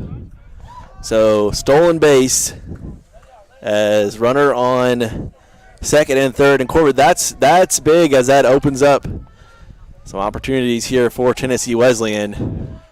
Yeah, I definitely think to load the bases. I definitely think Hernandez made the right play there, because if you make that throw to second and there's any kind of issues, then you will have given up a run that would have lost you the lead. But Corbett, we're headed to the bottom of the 8th and still tied at 7. So that is what you needed out of Brett Collins. Just get you through that inning and give your bats a chance to put you up heading into the 9th. So we'll be back here in just a minute with the bottom of the 9th inning on the CIU Sports Network.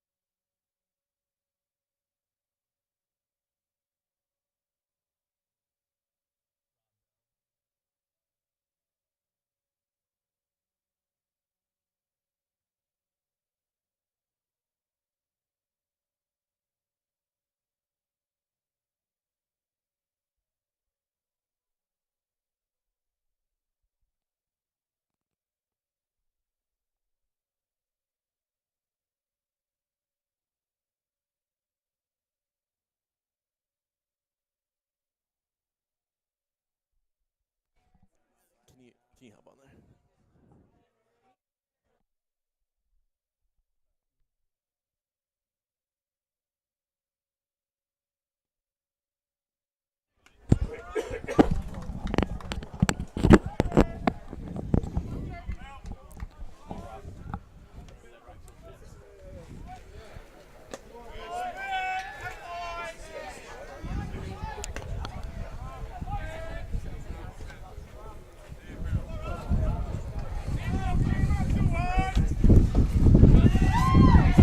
So 1-2 here. 1 ball, 2 strikes.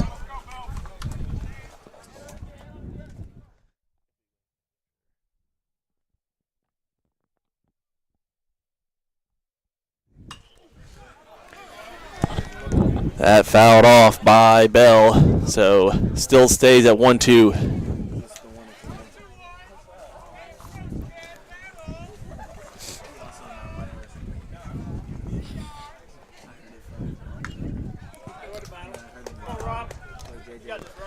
Over in Kingsport, CIU down 57-56 against Montreat with 9 minutes left in the second half. This is, as far as basketball. Real quick, Corbett, strikeout there at 4th of the game for Taylor as he'll sit down Rob Bell. Go ahead. What were you saying, Corbett? Oh, yeah, back to basketball. And this is CIU's second game playing in this tournament as an underdog. They've played very well, and it's giving a lot of March Madness vibes across the entire conference. There's been, I think, 3 or 4 upsets already. Yeah, March Madness vibes for sure as we're here at the end of February. The AAC, obviously one of the earlier conference tournaments, as we're still a few weeks out from that NAIA national tournament if the Rams were to make it. Already had 2 teams play in NAIA national championship so far this season, as volleyball and men's soccer both made it. And then next week we will have some of your former teammates, Corbett, CIU track and field at the NAIA national championships. For the indoor track and field national championships, as 5 strikeouts now for Taylor as Hadley goes down. So 2. Yeah, as far as the track program and honestly all of our programs here on campus, I'm very excited to see how we do in all of our tournaments, and especially one of my throwing partners, DeAndre Leith, as he goes to nationals for NAIA and shot put. Yeah, obviously DeAndre transfer from the University of Maryland has been pretty dominant so far in the NAIA. So 2-0 Cody Trujillo, and let me tell you, Corbett, this Taylor kid for Tennessee Wesleyan has been nothing short of impressive, again, except for the home run he gave up to Bodison. Yeah, has been sitting guys down right and left. He has 5 strikeouts so far through 4 innings, and he's pitching very well. But yeah, just that random home run, solo shot, nobody else was on base. He just hit it right over the fence. It was a great hit. Yeah, definitely. And if CIU goes on to win this game, that will definitely have changed the course of the game. Fouled off by Trujillo.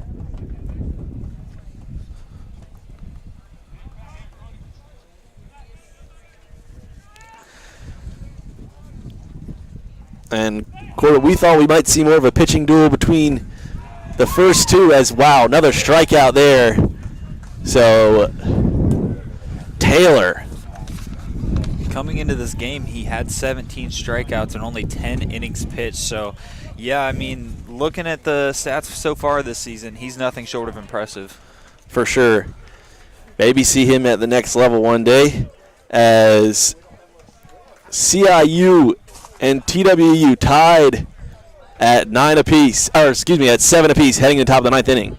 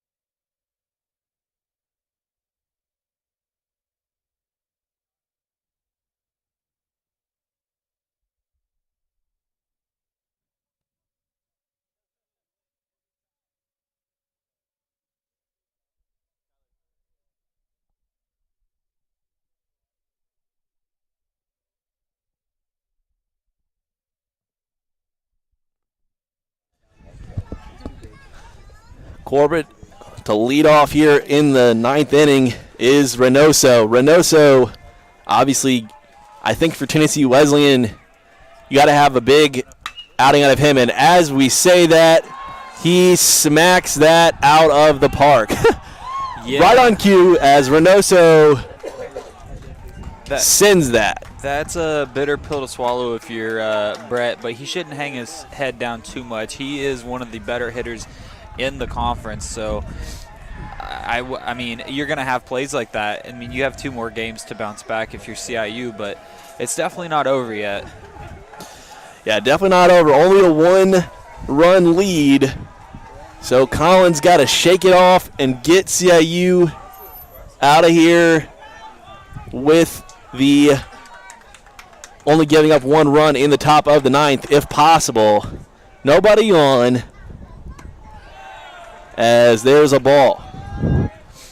With that home run, Reynoso is now tied for first in the conference with the most home runs. Fouled off, 1-1 count.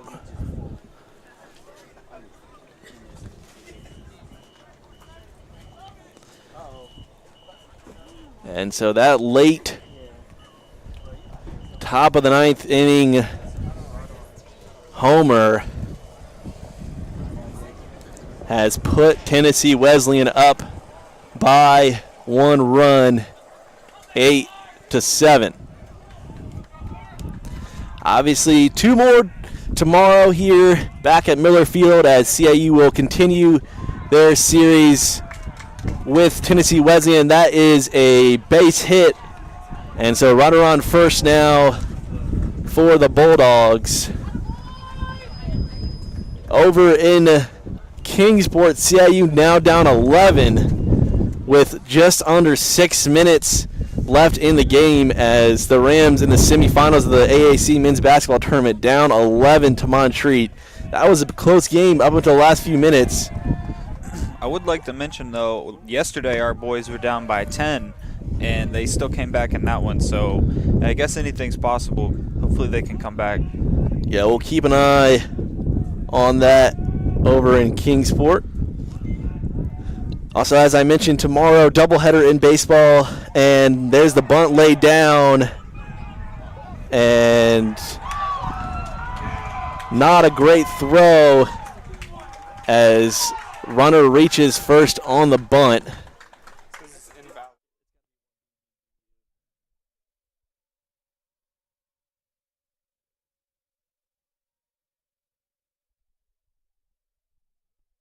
So runner advances on the bunt as no outs now with CIU down 8-7. As I was saying, 2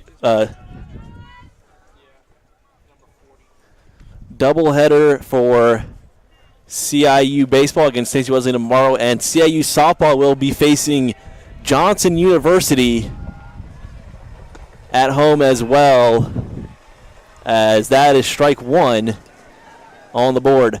Kyle Lavender, first time we've seen him in the ball game, will come in to run over at first. Lavender, a freshman out of Marietta, Georgia.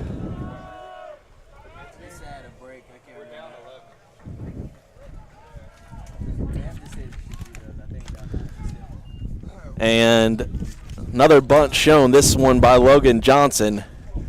Johnson, haven't talked a lot about him, also freshman out of Pigeon Forge, Tennessee. So 0-2, no outs. Yeah, Johnson so far has made it to the plate, but if you're Tennessee Wesleyan, I mean, this is the first time you've scored since the 3rd inning, so they're looking to definitely keep Collins on his toes. 1-2. And with the lineup that CIU has, obviously 2 different guys have hit homers for CIU today. The lineup that CIU has, you want to add as much as possible to feel safe going into the bottom of the 9th inning if you're the Bulldogs. And then if you're CIU, no, you're never out of it with the guys you have that will come to the plate. That is going to be fouled off, 1-2 still. And Corbett, this Tennessee Wesleyan bus pulling up right behind us. I'm a little nervous about the windows. Yeah, it's a bold strategy. Yeah, bold move there by the Tennessee Wesleyan bus driver, but I guess they want to head out as quick as possible.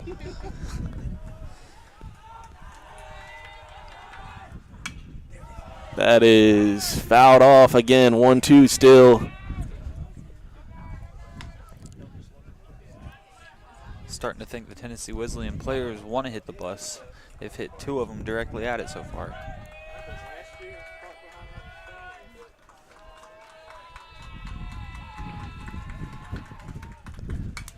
And fouled off again. They've hit 3 at it so far. That one went towards the concession stand.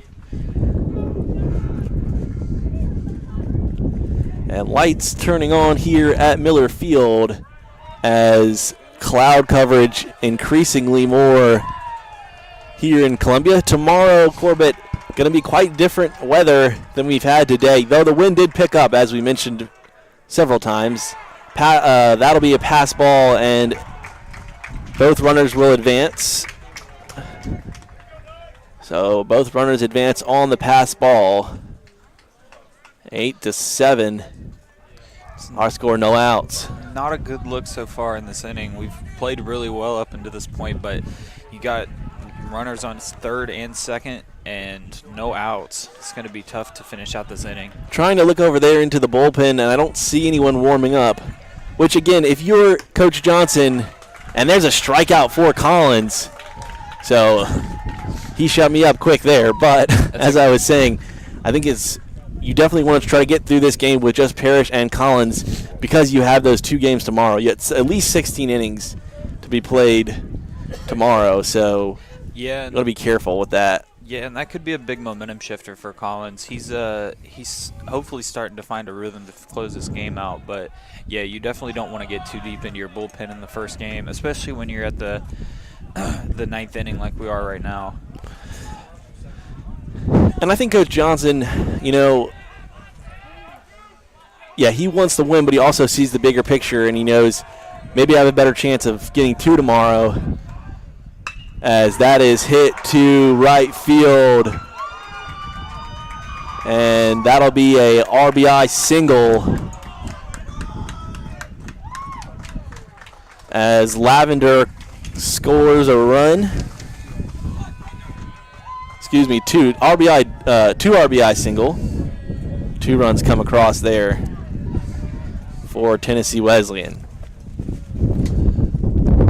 Yeah, and if you coach JJ, I mean, it's hard to hang your head at this performance from these pitchers because they really haven't been playing too bad overall, despite like 3 innings is all that they've scored in so far, and they have one of the most powerful batting lineups in the conference for sure. And this will be Noah Moody, who is coming in to replace Collins. Moody pitched against Morris earlier this week, I believe, if I'm not mistaken. Yes, got the win in Game 2 against Morris. Moody's picked up a win over Morris and over Toccoa Falls. So we'll let Noah Moody warm up. Local kid, went to Ben Lippen High School, so glad to see that product on the mound as we'll be back in just a minute. CIU Sports Network.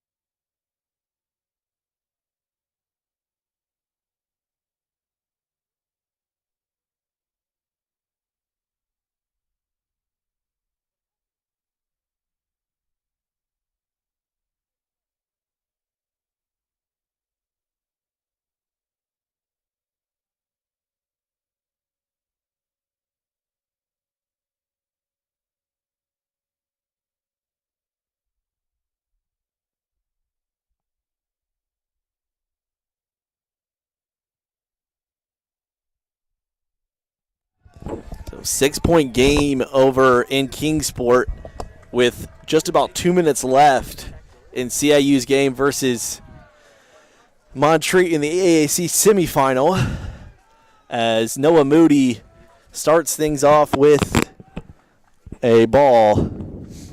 A little on Moody's season so far. He's pitched 13 innings and has 10 strikeouts. So not a bad resume on the season so far. Yeah, certainly the best year that Moody has had as a member of this Rams team. And Moody, also, as I mentioned before, a local product from Columbia area, was coached actually by Coach Johnson, I believe, for a, may be wrong about this, but for a short time at Ben Lippen. As Moody now, and that is going to be a fly ball to center field and caught. So CIU with the chance now, down 3 runs to try and either tie this thing up or win it in the bottom of the 9th inning. And they will face a tough challenge against Taylor, as Michael Taylor has been solid for the Bulldogs so far. We'll be back in just a minute on the CIU Sports Network.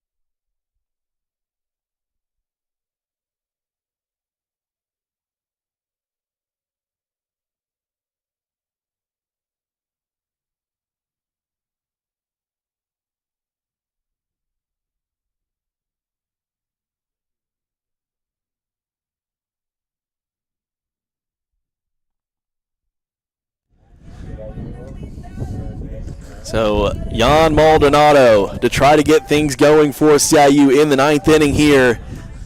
Tennessee Wesleyan puts in the closer, Liam Doolin, the righty out of Sydney, Australia. Let's create Corbett, I didn't know they played baseball in Australia.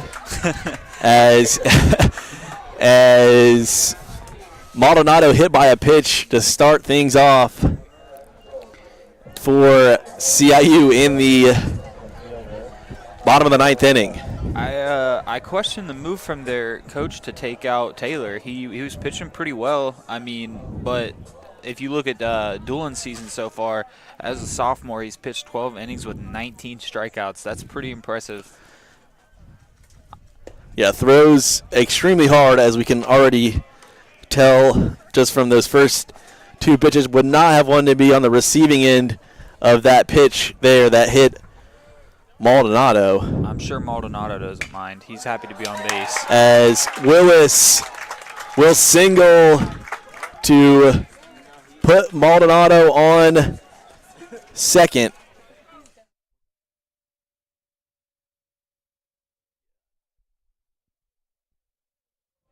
So Josh Hernandez and Corbett.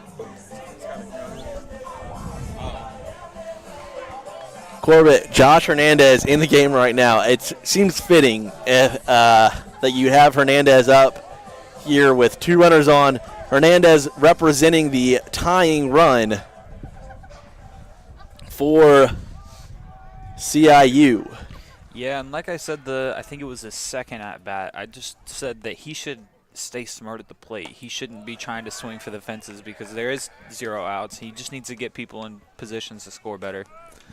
And as you mentioned, Corbett, I do question a little bit the move to take out Taylor when he's in the groove that he's in. I know trying to save him, it's a long series, but we'll see as that is popped up, and Maldonado will stay. So 1 out, and I obviously can be proven wrong and have been many times, and these guys coaching know much more than I do.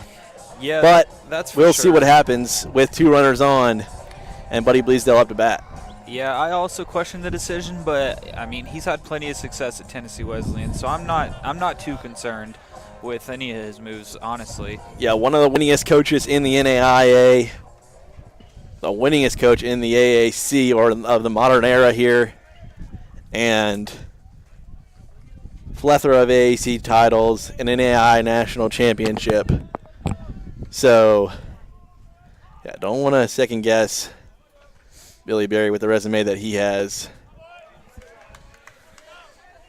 as there is ball 1.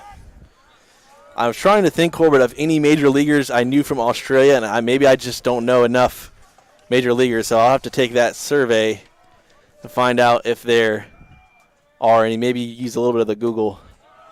Yeah, most definitely. I don't know of any professional Australian players either, but I also don't know the entire MLB, and there's a lot of different leagues affiliated with it, so good for him. I hope he can have a successful career. He's only a sophomore, so he's got a lot of promise.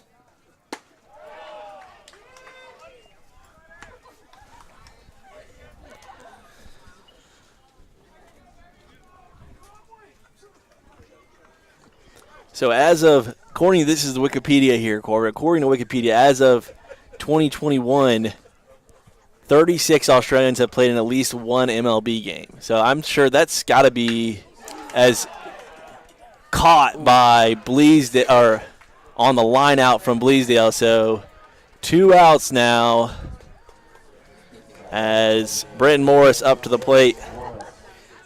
That's a tough one to watch because he made pretty good contact with it. It almost dropped just in front of him, but there's still a chance to tie this game up. It'll take a lot though. Interestingly enough, it does appear that most of the Australian-born MLB players were pitchers, and is cricket a thing in Australia, Corbett? I believe so. If it is, maybe that's the correlation. Also, I mean, I know baseball is somewhat played in Australia, so right, of course. Getting a little bit off topic here. As we are at 2 outs, 0-1. Morris fouls it off, 0-2. So Doolin trying to finish this game off, and he can do so with a strikeout. Doolin will get the save if he can strike out Morris here or get this 3rd out another way. Morris, despite not having it hit yet in this game, has been hitting it very and far. And that like we're about is going to be a fly ball to end this game as Tennessee Wesleyan gets the win. So Doolin will get the save as he comes in and pitches the last half inning. I believe Michael Taylor will get the win for the Bulldogs, and Brett Collins will pick up the loss on the mound for CIU. Again, we will be back tomorrow here at noon with both CIU softball and CIU baseball as CIU continues their series with number 5 Tennessee Wesleyan. CIU softball will take on Johnson University at noon as well. And CIU looks like they will end up falling to Montreat in the conference semifinals as the Rams' time in the AAC postseason tournament will come to an end for the men's basketball program. But again, back here on the CIU Sports Network for CIU baseball and CIU softball tomorrow at noon. So long from Miller Field, and we'll see you soon.